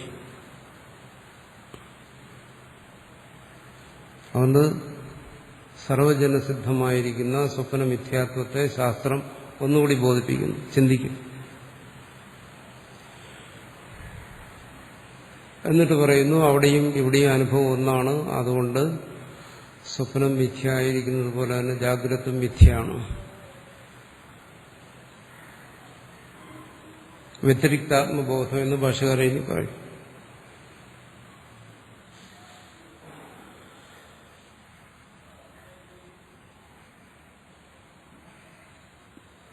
അതിനുവേണ്ടിയിട്ടാണ് സ്വപ്നത്തെക്കുറിച്ച് ഇവിടെ ചർച്ച ചെയ്യുന്നത്. സ്വപ്നിയ സ്വപ്നവൃത്തിയാ ചരിവർത്തി തഥാ തേഹാശ്ലോക കർമ്മഫലാനി കേതേ തത്ര തത്ര തത്ര ഉതാപി മഹാരാജ ഇവ ഭവതി. അത് മിഥ്യയാണെന്നുകൊണ്ട് അത് മഹാരാജാവിനെ പോലെയാകുന്നു. മഹാരാജാവിടെ ജാഗ്രതത്തിലാണ്, സ്വപ്നത്തിൽ, പക്ഷെ അവിടെ അതുപോലെ ആകുന്നു. സ്വയം മഹാരാജത്വം ഇവാസിലോകോ, മഹാരാജത്വത്തെ പോലെ ആണ് അവന്റെ ഫലങ്ങൾ. മഹാരാജത്വമേവ ജാഗ്രത, ജാഗ്രത പോലെ അവനങ്ങ് മഹാരാജാവായി ഇരിക്കുകയല്ല. യഥാ മഹാബ്രാഹ്മണ ഇവ മഹാബ്രാഹ്മണനെ പോലെ. മഹാബ്രാഹ്മണൻ വേദാധ്യയനവും മറ്റും ചെയ്തവൻ. അങ്ങനെയാകുന്നില്ല, അതുപോലെ മഹാബ്രാഹ്മണ ഇവ, അതുപോലെ. അർത്ഥം പറയുന്നു അപ്പി ഉച്ചാവചം ഉച്ചഞ്ച ദേവത്വ അവചം ച തിരിക്വാത് ഉച്ചാവചം ഇവ അവചം ഇവ ച ദിഗച്ഛതി. അവൻ വളരെ ഉന്നതനായി പോകുന്നു, വളരെ നീചനായി പോകുന്നു. വളരെ ഉന്നതനാകുമ്പോഴപ്പോ ദേവത്വത്തിൽ പ്രാപിക്കുമ്പോൾ ദേവത്വാദി അവചം തിരിക്വാദി.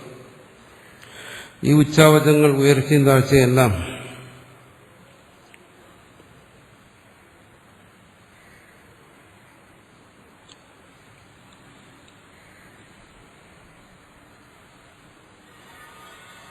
കൽപ്പിതമാണ്. ജാഗ്രതത്തിൽ സ്വപ്നത്തിൽ സംഭവിക്കുന്ന പോലെ സംഭവിക്കുന്നു. സ്വപ്നത്തിൽ അത് നിശ്ചിതമായി സംഭവിക്കുന്നു. സ്വപ്നത്തിൽ അവൻ ശരീരത്തെ സ്വീകരിക്കുന്നു, ദേവശരീരത്തെ സ്വീകരിക്കുന്നു. അത് പ്രയാസമുള്ള കാര്യമല്ല. ദേവഭാവത്തെ സ്വപ്നത്തിലൂടെയും പ്രാപിക്കുന്നില്ല. അല്ലേ? ദൈവത്വാദി ഉച്ചം രൂപത്തെ പ്രാപിക്കുന്നു. പലർക്കും അങ്ങനെയാണ് ദേവതയെ പ്രാപിക്കുന്നത്.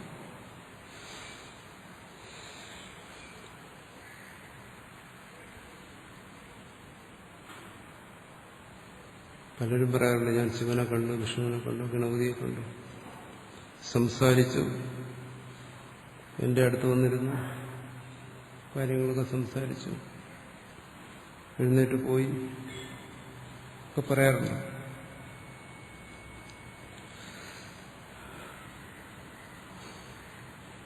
ജാഗ്രതയിൽ എനിക്ക് ദേവനാകാൻ പറ്റിയില്ല, ശിവനോ വിഷ്ണു ഒന്നും ആകാൻ പറ്റിയില്ല. സ്വപ്നത്തിൽ ഇതൊക്കെ ആകാൻ പറ്റുന്നുണ്ട്. അല്ലെങ്കിൽ ഇവരെയൊക്കെ ദർശിക്കാൻ പറ്റുന്നുണ്ട്. ചിലർ അത് തന്നെ ആകുകയും ചെയ്യും.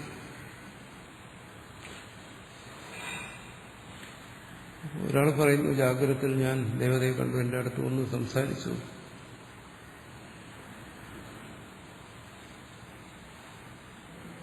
എന്ന് പറയുമ്പോൾ ചിലപ്പോൾ അത് ഈ സ്വപ്നത്തിൽ സംഭവിച്ച കാര്യമായിരിക്കും. സ്വപ്നവും ജാഗ്രതയും തമ്മിലുള്ള ആ അതിർവരമ്പ് ചിലരെ സംബന്ധിച്ച് വളരെ ലോലമായിരിക്കും.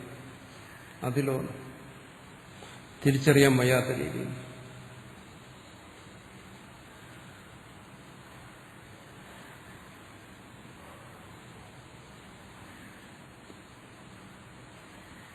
കണ്ണാടിക്കൂട്ടിനകത്തിരിക്കുന്ന വസ്തുക്കൾ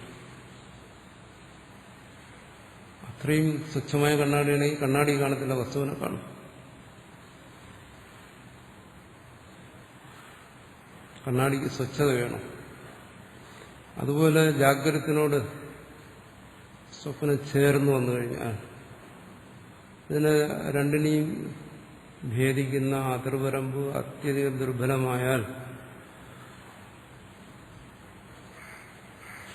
സ്വപ്നം തന്നെ ജാഗ്രതയോടെ തോന്നും. കാരണം ജാഗ്രതയിലിരുന്നല്ലേ ചിന്തിക്കുന്നു. അപ്പൊ സ്വപ്നത്തിൽ സംഭവിച്ചതെല്ലാം ജാഗ്രതയിൽ സംഭവിച്ചതുപോലെയും തോന്നും. എന്നുവെച്ചാൽ സ്വപ്നത്തിൽ ഒരു ദേവത വന്നു കഴിഞ്ഞാൽ ജാഗ്രതത്തിൽ വന്നതായി തോന്നും. സ്വപ്നത്തിൽ കണ്ട ഗണപതി ജാഗ്രതത്തിലെ ഗണപതി എന്ന് തോന്നും. എന്നിട്ട് പറയും, ഞാൻ എന്താ ഗണപതിയെ സാക്ഷാത്കരിച്ചിരിക്കുന്നു.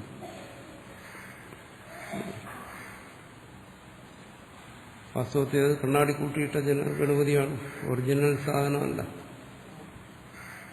പക്ഷേ ഈ ജാഗ്രത സ്വപ്നവും തമ്മിലുള്ള ഭേദം ഗ്രഹിക്കാൻ വയ്യാത്തതുകൊണ്ട് ചിലപ്പോൾ അങ്ങനെ ധരിച്ചു. അങ്ങനെ സംഭവിക്കാറുണ്ട്. എന്ന് പറഞ്ഞാൽ ജാഗ്രത സ്വപ്നവും തമ്മിൽ അത്രമാത്രം സമാനതയാണ്.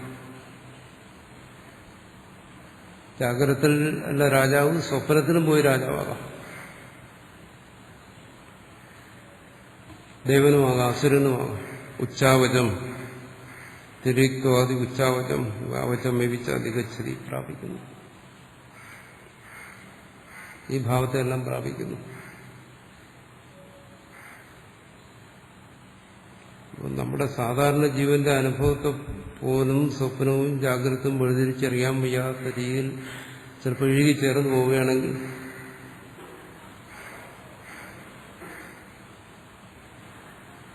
സ്വപ്നത്തെക്കുറിച്ച് മൃഷാത്വാ സ്വപ്നസ്യ, സ്വപ്നം മൃഷയാണ് എന്ന് ശരിയായി ചിന്തിച്ച്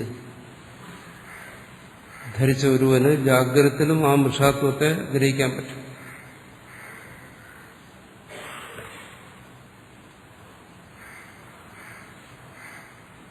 അങ്ങനെ ഗ്രഹിക്കുന്നതിന് വേണ്ടിയിട്ടാണ് ഇവിടെ സ്വപ്നം മൃഷയാണ് എന്ന് പറയുന്നത്. അല്ല, ഇതാർക്കും അറിയാൻ വയ്യാത്തതുകൊണ്ടല്ല. എല്ലാവർക്കും അറിയാം സ്വപ്നം കല്പിതമാണ്, സത്യമല്ല. പക്ഷെ ജാഗ്രതത്തിലെ അനുഭവങ്ങളെ അതുപോലെ കാണുന്നതിന് അറിവ് അവനെ സഹായിക്കുന്നില്ല. സ്വപ്നത്തിൽ നിങ്ങൾ പറയുന്ന ആ ദോഷങ്ങളെല്ലാം ഈ ജാഗ്രതത്തിന് സംഭവിക്കാമെന്നുള്ളതാണ്.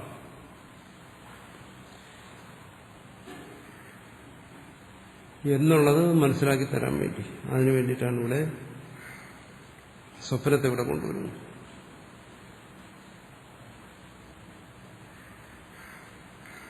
തഥാ മഹാബ്രാഹ്മണ ഇവ ഉദ ഉച്ചാവച ഉച്ചഞ്ച ദേവത്വാദ്യാവിവഞ്ച ദേവത്വാദ്യവചം ച, അപചം താഴ്ന്നത്, ഉച്ചമുയർന്നത്. അവചം എന്താണ്? തിരിക്വാദി. ഉച്ചമിവ അവചമിവ ചലികച്ച്, ഉയരുന്നത് പോലെ താഴ്ന്നത് പോലെ. ഉയരും താഴെയൊന്നും ചെയ്യുന്നില്ല.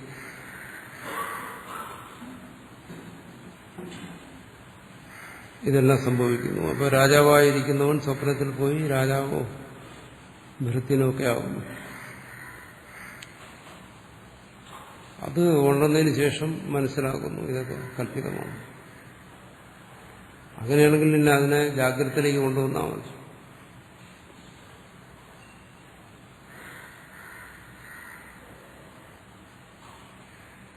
മൃഷേവ മഹാരാജത്വാദിയോ അസിലോകാഹ ഇവ ശബ്ദപ്രയോഗാത് വ്യഭിചാര ദർശനാച്ച. ഈ സ്വപ്നത്തിൽ പോയി മഹാരാജാവായതും മറ്റുമൊക്കെ എന്താണ്? അതെല്ലാം മൃഷായവ, വെറും മിഥ്യയാണ്. അവിടെ അനുഭവിച്ച സുഖദുഃഖങ്ങളും എല്ലാം മിഥ്യയാണ്. ഇവ ശബ്ദപ്രയോഗാത് ഇവിടെ പറഞ്ഞിരിക്കുന്നത് എന്താണ്? മഹാരാജോ ഭവതി ഉത ഇവ ഉതേവ മഹാരാജ ഇവ മഹാബ്രാഹ്മണ ഉത, മഹാബ്രാഹ്മണനെ പോലെ. അതുപോലെ എന്ന് പറഞ്ഞിരിക്കുന്നു. ഇവ ശബ്ദപ്രയോഗ വ്യഭിചാര ദർശനാച്ച, അത് മാത്രമല്ല അതിനൊക്കെ മാറ്റം വരുന്നു. സ്വപ്നത്തിൽ പാൽപ്പായസം കുടിച്ചാലും ജാഗ്രതയിലില്ല. ജാഗ്രതയിൽ വിശന്നാലും സ്വപ്നത്തിലില്ല. അതാണ് വ്യഭിചാര ദർശനം. മാറിപ്പോകുന്നു, ഒന്നും മറ്റൊന്നില്ല. തസ്മാന്ന ബന്ധുവിയോഗാദീന ശോകമോഹാദിപി സ്വപ്നെ സംബന്ധിത ഏവ. അതുകൊണ്ട് സ്വപ്നത്തിൽ ബന്ധുവിയോഗം പോലെയുള്ള കാര്യങ്ങൾ കൊണ്ടുവരുന്ന സുഖദുഃഖാദികളുമായി ശോകമോഹാദികളുമായി യാതൊരു സംബന്ധവും തനിക്കില്ല. മൃഷയായതുകൊണ്ട് തന്നെ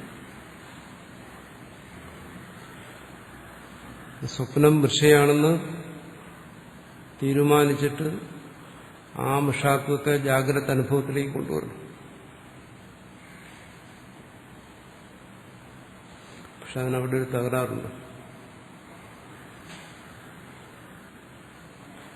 സ്വപ്നം മൃഷയാണെന്ന് പറയുന്നു. എന്തുകൊണ്ട്? ജാഗ്രതത്തിൽ അതില്ലാത്തതുകൊണ്ട്. പക്ഷെ അതുകൊണ്ട് ജാഗ്രതത്തിന് മൃഷയെന്ന് പറയാൻ പറ്റില്ല. എന്തുകൊണ്ട്? ജാഗ്രതത്തിന് ഇത് ഉള്ളതാണ്. ഒരു കാര്യം മൃഷയാണ് മിഥ്യയാണ് തീരുമാനിക്കണമെങ്കിൽ എന്ത് വേണം? ഇതല്ല എന്നറിയണം. രജ്ജുവിൽ സർപ്പത്തെ കണ്ടിട്ട് പിന്നീട് പറയുന്നു സർപ്പമല്ല. എന്തുകൊണ്ടത് അറിഞ്ഞു? കയറാണെന്ന് മനസ്സിലായി. ഇവിടെ ജാഗ്രതത്തിൽ ഇത് ബാധിക്കുന്നില്ല. ജാഗ്രതത്തിൽ ഇത് ഇങ്ങനെ തന്നെ അനുഭവിക്കുന്നു.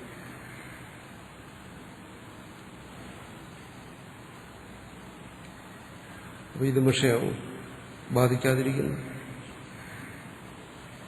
ജാഗ്രതത്തിൽ ഇത് അനുഭവിച്ചുകൊണ്ടിരിക്കുകയും ഇതൊരിക്കലും ബാധിക്കുന്നില്ലല്ലോ. ഇതെങ്ങനെ അസത്യമാണ്? ഇനി സ്വപ്നത്തിൽ അത് അസത്യമാവും, അതും ആകത്തില്ല. ഇതുവരെ അങ്ങനെ പറഞ്ഞെങ്കിലും അത് ശരിയില്ല. എന്തുകൊണ്ട്? സ്വപ്നത്തിൽ ഇത് ബാധിക്കുന്നില്ല. സ്വപ്നം കണ്ടുകൊണ്ടിരിക്കുമ്പോൾ അത് സ്വപ്നമായിട്ടുള്ള കാണുന്നത് ജാഗ്രതായിട്ടാണ്. അപ്പൊ ഈ ജാഗ്രത ഇവിടെ ബാധിക്കുന്നില്ലെങ്കിൽ സ്വപ്നവും അവിടെ ബാധിച്ചിട്ടില്ല. കാരണം അത് ജാഗ്രതായിരുന്നു. അതുകൊണ്ട് സ്വപ്നം മിഷയാണ്, അതുകൊണ്ട് ജാഗ്രത അതുപോലെയാണെന്നൊക്കെ പറയുന്നതിന് എന്താ അർത്ഥം? സ്വപ്നമേ മിഷയല്ല ആണെന്ന് തീരുമാനിക്കാൻ ഒക്കത്തില്ല. അതിന് സത്യമായിട്ടാണ് അനുഭവിച്ചുകൊണ്ടിരുന്നത്.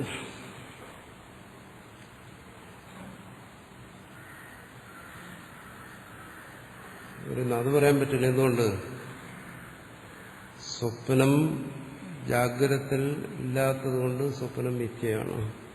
ഞാൻ പറയുന്നു അങ്ങനെയല്ല. സ്വപ്നം സ്വപ്നത്തിൽ ഉള്ളതുകൊണ്ട് സത്യമാണ്. രണ്ടും ഒരേ യുക്തിയാണ്. എന്തുകൊണ്ട്? ജാഗ്രതത്തിൽ ഉള്ളതുകൊണ്ട് നിങ്ങളതിന് സത്യമെന്ന് പറയുന്നുണ്ടെങ്കിൽ അങ്ങനെ പറയാമെങ്കിൽ എന്തുകൊണ്ട് അങ്ങനെ ജാഗ്രതത്തിന് അപേക്ഷിച്ച സ്വപ്നത്തെ മിഥ്യ എന്ന് പറയുന്നത്? ജാഗ്രതത്തിൽ സ്വപ്നമില്ല, അതുകൊണ്ട് സ്വപ്നം മിഥ്യ. അപ്പൊ ജാഗ്രത ഉണ്ടല്ലോ, ഉണ്ട്. അപ്പൊ ജാഗ്രത ഉള്ളതുകൊണ്ട് നിങ്ങൾ ഇതിനെ സത്യം എന്ന് പറഞ്ഞിട്ടാണ് ഇതിനോട് താരതമ്യപ്പെടുത്തി സ്വപ്നം മിഥ്യ എന്ന് പറയുന്നത്. അങ്ങനെയാണെങ്കിൽ സ്വപ്നത്തിലുള്ളതുകൊണ്ട് അത് സത്യമാണ്. യുക്തിക്ക് എന്താ പക്ഷപാതമുണ്ടോ? ചുരുക്കത്തിൽ രണ്ട് സത്യമാണ്. ഈ ജാഗ്രത ഇങ്ങനെ നിലനിൽക്കുന്നു, ബാധ അനുഭവപ്പെടുന്നില്ല.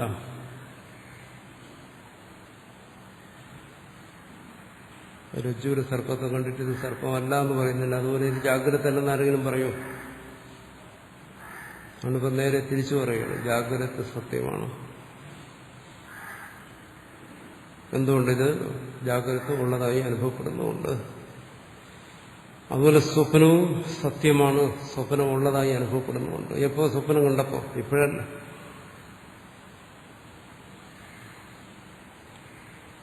അതുകൊണ്ട് സ്വപ്നവും ജാഗ്രത സത്യമാണെന്ന് പറഞ്ഞാലോ?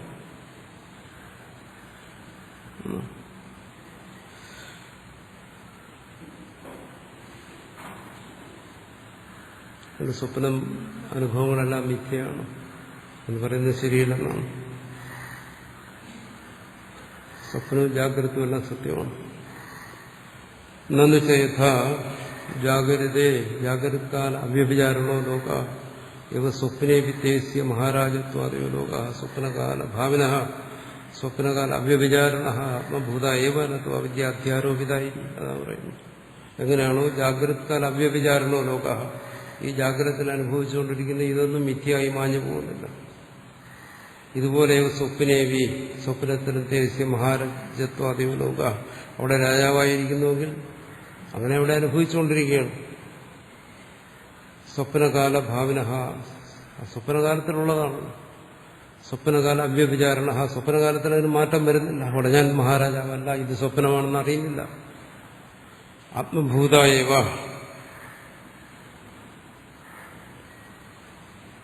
അത് സത്യമാണ്. സ്വപ്നം കാണുന്നവനെ സംബന്ധിച്ച് സത്യമാണ്, ജാഗ്രതനെ കാണുന്നവനെ സംബന്ധിച്ച് സത്യമാണ്. അതുകൊണ്ട് ഇവിടെ ഈ സ്വപ്നത്തെ മിഥ്യയാക്കി അതുകൊണ്ട് ജാഗ്രതനെ മിഥ്യയാക്കുന്ന പണി ശരിയല്ല. എന്നത്തു അവിദ്യാധ്യാരോപിത, ഇതൊന്നും അവിദ്യാകല്പിതമല്ല, അജ്ഞാനം കൊണ്ട് വരുന്നതല്ല, അജ്ഞാനകല്പിതമല്ല. ഗുരുക്ഷി പറയുകയാണ്. അങ്ങനെ ചിന്തിക്കാമല്ലോ.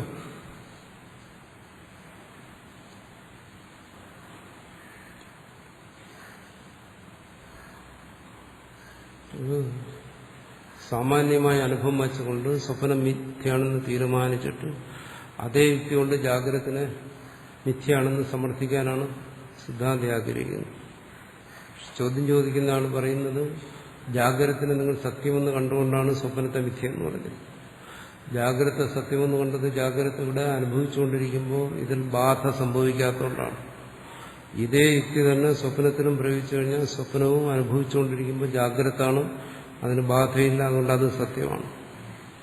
അപ്പൊ സ്വപ്ന മിഥ്യാത്വം പോലെ ജാഗ്രത മിഥ്യെന്ന് പറയാൻ കഴിയത്തില്ല.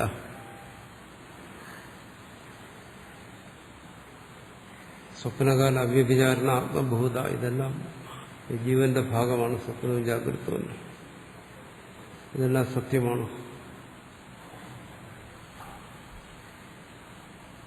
വീണ്ടും പൂർവക്ഷേനെ വിശദീകരിക്കുകയാണ്. പറഞ്ഞു പറഞ്ഞ അവസാന സിദ്ധാന്തത്തെ എത്തിച്ചേരുന്നു. എന്താണെന്ന് വെച്ചാൽ ജാഗ്രത് കരണാത്മത്വം ദേവതാത്മത്വം ച വിദ്യാധ്യാരോപന പരമാർത്ഥ രീതി വ്യതിരിക്ത വിജ്ഞാനമയാത്മപ്രദർശനേന പ്രദർശിതം തത് കഥം ദൃഷ്ടാന്തേന സ്വപ്നലോകസ്യ മൃത ഇവ ഉജ്ജീവിഷ്യൻ പ്രാദുർഭവിഷ്യതി.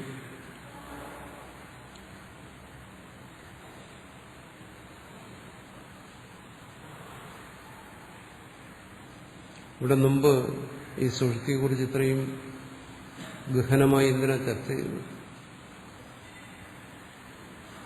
കാരണം ഈ ശരീരത്തിൽ നിന്ന് വേറിട്ട് ഈ ശരീരത്തിന്റെ എല്ലാ പ്രവർത്തനങ്ങളും നിലച്ചാലും ശേഷിക്കുന്ന ഒന്നുണ്ട്. വ്യതിരിക്ത വിജ്ഞാനമയ ആത്മപ്രദർശനം. ശരീരവ്യതിരിക്തമായ വിജ്ഞാനമയനായ ആത്മാവുണ്ട്. അതാണ് സുഷുപ്തിയിൽ പ്രകാശിക്കുന്നത്. അതാണ് പരമാർത്ഥം. മറിച്ച് ജാഗ്രത് കാര്യകരണ അസത്വം ദേവതാത്മത്വം ച അവിദ്യാരോപിതം എന്നാ പരമാർത്ഥമുണ്ട്. ജാഗ്രതത്തിലെ ഈ കാര്യകാരണസ്ഥിതി, പിന്നെ നേരത്തെ പറഞ്ഞു പ്രാണദേവത ഉണർന്നിരിക്കുന്നു, അതെല്ലാം അവിദ്യാകല്പിതമാണ്, പരമാർത്ഥമല്ല. ഇതെല്ലാം മനസ്സിലാക്കുന്നതിന് വേണ്ടിയിട്ടാണ് സുഷുപ്തിയിൽ ആത്മാവിനെ കുറിച്ച് ചർച്ച ചെയ്തത്. ഇതിൽ നിന്ന് വ്യതിരിക്തനായ ഒരു വിജ്ഞാനമയനായ ആത്മാവുണ്ട് എന്ന് വരുമ്പോൾ ഇതെല്ലാം അവിടെ കല്പിതമാണെന്ന് അർത്ഥാത് ശ്രദ്ധിക്കുന്നു.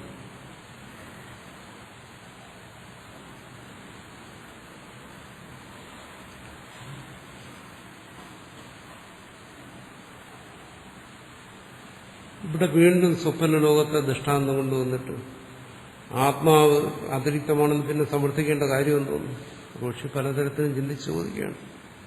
ഒരു കാര്യം ഒരു തവണ പറഞ്ഞാൽ പോലെ.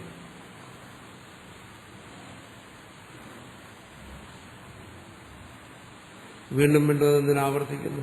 എത്ര വർഷമായി ഇത് പറഞ്ഞുകൊണ്ടിരിക്കുന്നു? സിദ്ധികാരജത പ്രജ്വസ്തർക്കം, ആത്മാവ് അനാത്മാവ്, ജാഗ്രത സ്വപ്നം.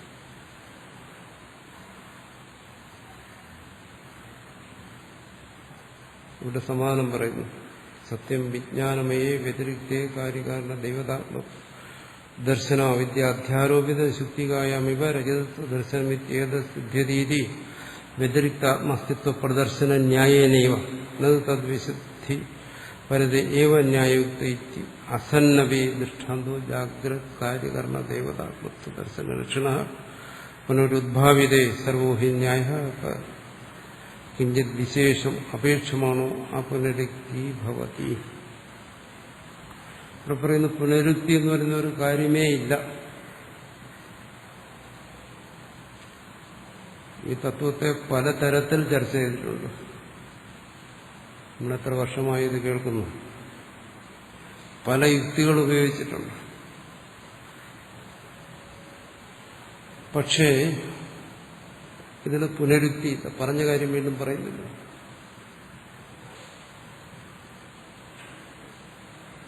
എന്തുകൊണ്ടല്ലാതെ വരുന്നത്? ജ്ഞാനത്തിനൊരു സ്വഭാവമുണ്ട്. ഒന്ന് അതിന്റെ സാമാന്യമായ സ്വഭാവം,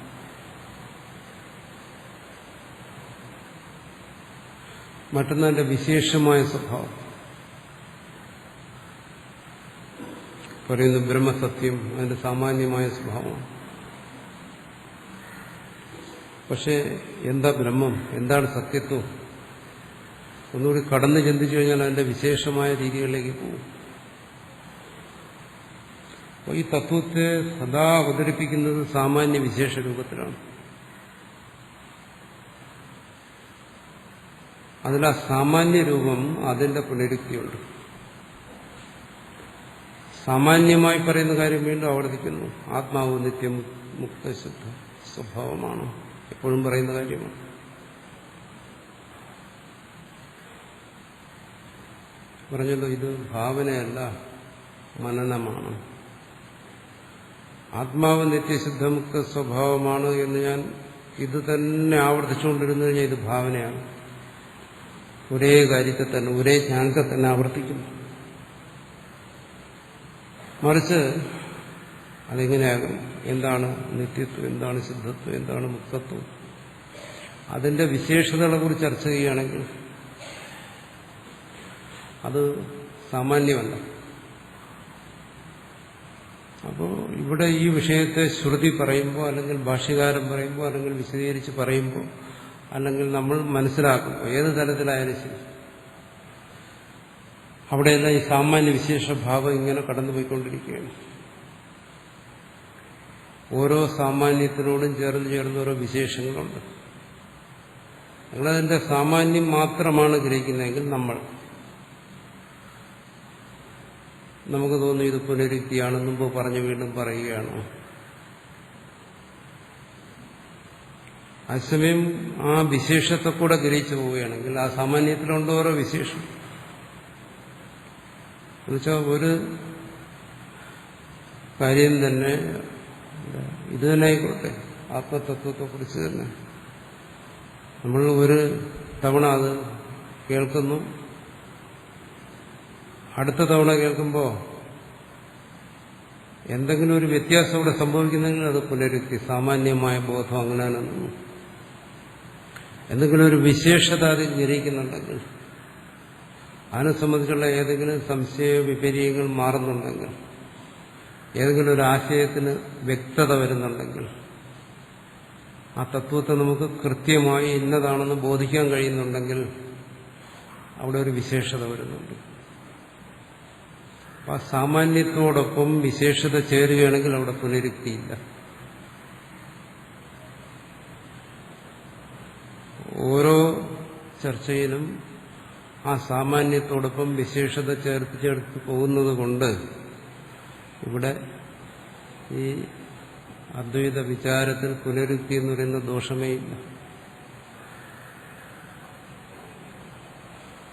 അത് എത്ര കാലം കൊണ്ട് തന്റെ ഉള്ളിലുള്ള സംശയാദികൾ മാറുന്നുവോ അത്രയും കാലം അത് തുടർന്നാലും പുനരുക്തി വരത്തില്ല.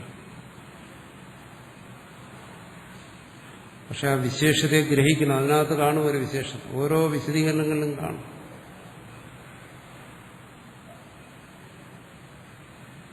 മറിച്ച് നമ്മൾ കണ്ണടച്ച് ഉറങ്ങി, ചിലർ ഉറങ്ങുമ്പോൾ ഉമിനീരൊക്കെ വലിക്കുന്നുണ്ട്, എന്നിട്ട് പറയണോ ഇന്നലെ കേട്ടത് തന്നെയാണ് ഇന്നും കേട്ടത്, ഇതൊരു വിശേഷമില്ല, കേട്ട് എനിക്ക് ഉറക്കം വരുന്നു എന്ന് പറഞ്ഞു കഴിഞ്ഞാൽ അത് പുനരുക്തിയുണ്ട് തീർച്ചയായിട്ടും. ഭാഷ്യകാരൻ പറയുന്നത് താൻ ഇതുവരെ പറഞ്ഞിടത്ത് പുനരുക്തിയെ വന്നിട്ടില്ലെന്നാണ്. അവിടെ എന്തെങ്കിലും ഒരു വിശേഷത നിങ്ങൾ ഗ്രഹിച്ചില്ലെങ്കിൽ പുനരുക്തി. എന്നുവെച്ചാൽ അത് ആ ശ്രോതാവിന്റെ സൂക്ഷ്മതയെ ആഗ്രഹിച്ചിരിക്കുന്നു, അയാളുടെ ബുദ്ധിയുടെ തെളിവിനെ ആശ്രയിച്ചിരിക്കുന്നു, അയാളുടെ ആശയ വ്യക്തതയെ ആശ്രയിച്ചിരിക്കുന്നു, ആ തത്വഗ്രഹണത്തിലുള്ള സൂക്ഷ്മതയെ ആശ്രയിച്ചാണ് അതിരിക്കുന്നത്. ഓരോ സ്ഥലത്തും ഉണ്ട് ആ വിശേഷം, അത് ഗ്രഹിക്കണം. അപ്പോൾ നമുക്ക് പുനരുക്തി ഉണ്ടെന്നും പറയാം, ഇല്ലെന്നും പറയാം. സാമാന്യ രൂപത്തിലാണെങ്കിൽ ആ ഒരു സാമാന്യ തത്വം എന്നുള്ളതിലേക്ക് അത് വീണ്ടും വരും. പക്ഷെ വിശേഷ രൂപത്തിലാണെങ്കിൽ അവിടെ പുനരുക്തി ഇല്ല. അതുകൊണ്ട് തന്നെ ഇതിന് ഈ തത്വത്തെ ശ്രവിക്കുന്ന ചിലർ മടുത്തു പോകും, കളഞ്ഞിട്ട് പോകും. ഇതിലെന്തിരിക്കുന്നു? ചിലർക്കിതൊരിക്കലും മടുക്കത്തില്ല, കേട്ടൊരിക്കലും മടുപ്പ് വരത്തില്ല. എന്തുകൊണ്ട്? ഓരോ സമയവും അയാൾ പുതുതായി എന്തെങ്കിലും ഒരു വിശേഷത്തെ ഗ്രഹിച്ചുകൊണ്ടിരിക്കും. അത് വീണ്ടും അയാളിൽ ജിജ്ഞാസ ഉണർത്തിക്കൊണ്ടിരിക്കും, വീണ്ടും അയാൾ സംശയ നിവൃത്തിയെ വരുത്തിക്കൊണ്ടിരിക്കും, വീണ്ടും അയാളുടെ അജ്ഞാന നാശത്തെ വരുത്തും. ഓരോ സമയവും അയാളുടെ വിപരീത ബുദ്ധിക്ക് ഭംഗം വരും. അപ്പോൾ ഇത് തത്വശ്രവിക്കുന്നതിലൊരിക്കലും ഒരാൾക്ക് ഒരു മടുപ്പ്, വിരസത ഒരിക്കലും അനുഭവപ്പെടത്തില്ല. വീണ്ടും വീണ്ടും അത് മനസ്സിലാക്കണം. അയാൾ ഈ ആത്മമനനത്തിന്റെ വഴിയിലാണെന്ന് പറയാം. അല്ലാത്തവൻ സുഖനിദ്രയുടെ വഴിയിലാണ്. ഈ രണ്ടു വഴികളേ ഉള്ളൂ. ഒന്നുകിൽ സുഖനിദ്ര, അല്ലെങ്കിൽ ആത്മമനനം. അപ്പം അതിനോടുള്ള ജിജ്ഞാസ മനസ്സിൽ ഉണർന്നു നിൽക്കുന്നുണ്ട്, താല്പര്യം വർദ്ധിച്ചു വരുന്നുണ്ട്. ഇത് ഇനി ആവശ്യമുണ്ടെന്ന് തോന്നുന്നുണ്ടെങ്കിൽ അയാൾ ഉണർന്നിരിക്കുന്നു. അതാണ് ഭാഷ്യകാരൻ പറയുന്നത്. ഞാൻ പലതരത്തിലും പറയും. ചിലവ് പറയും ഇതൊക്കെ മിഥ്യയാണെന്ന് പറയും, ചിലവ് പറയും ഇതൊക്കെ സത്യമാണെന്ന് പറയും. ഇതെല്ലാം പറയും. ഭാഷ്യകാരൻ രണ്ടും പറയും. ഇപ്പൊ പറയുന്നത് ആ മിഥ്യയാണ്, പിന്നെ പറഞ്ഞ് ഇതൊക്കെ സത്യമാണെന്ന് പറയും. ഇതിലെല്ലാം ഓരോ വിശേഷതകളുണ്ട്. ആ വിശേഷതകളെ ഗ്രഹിച്ച് ജ്ഞാനത്തിന്റെ വിശുദ്ധി അതിനെ പ്രാപിക്കാൻ വേണ്ടിയിട്ടാണ് എന്നാ പറയും.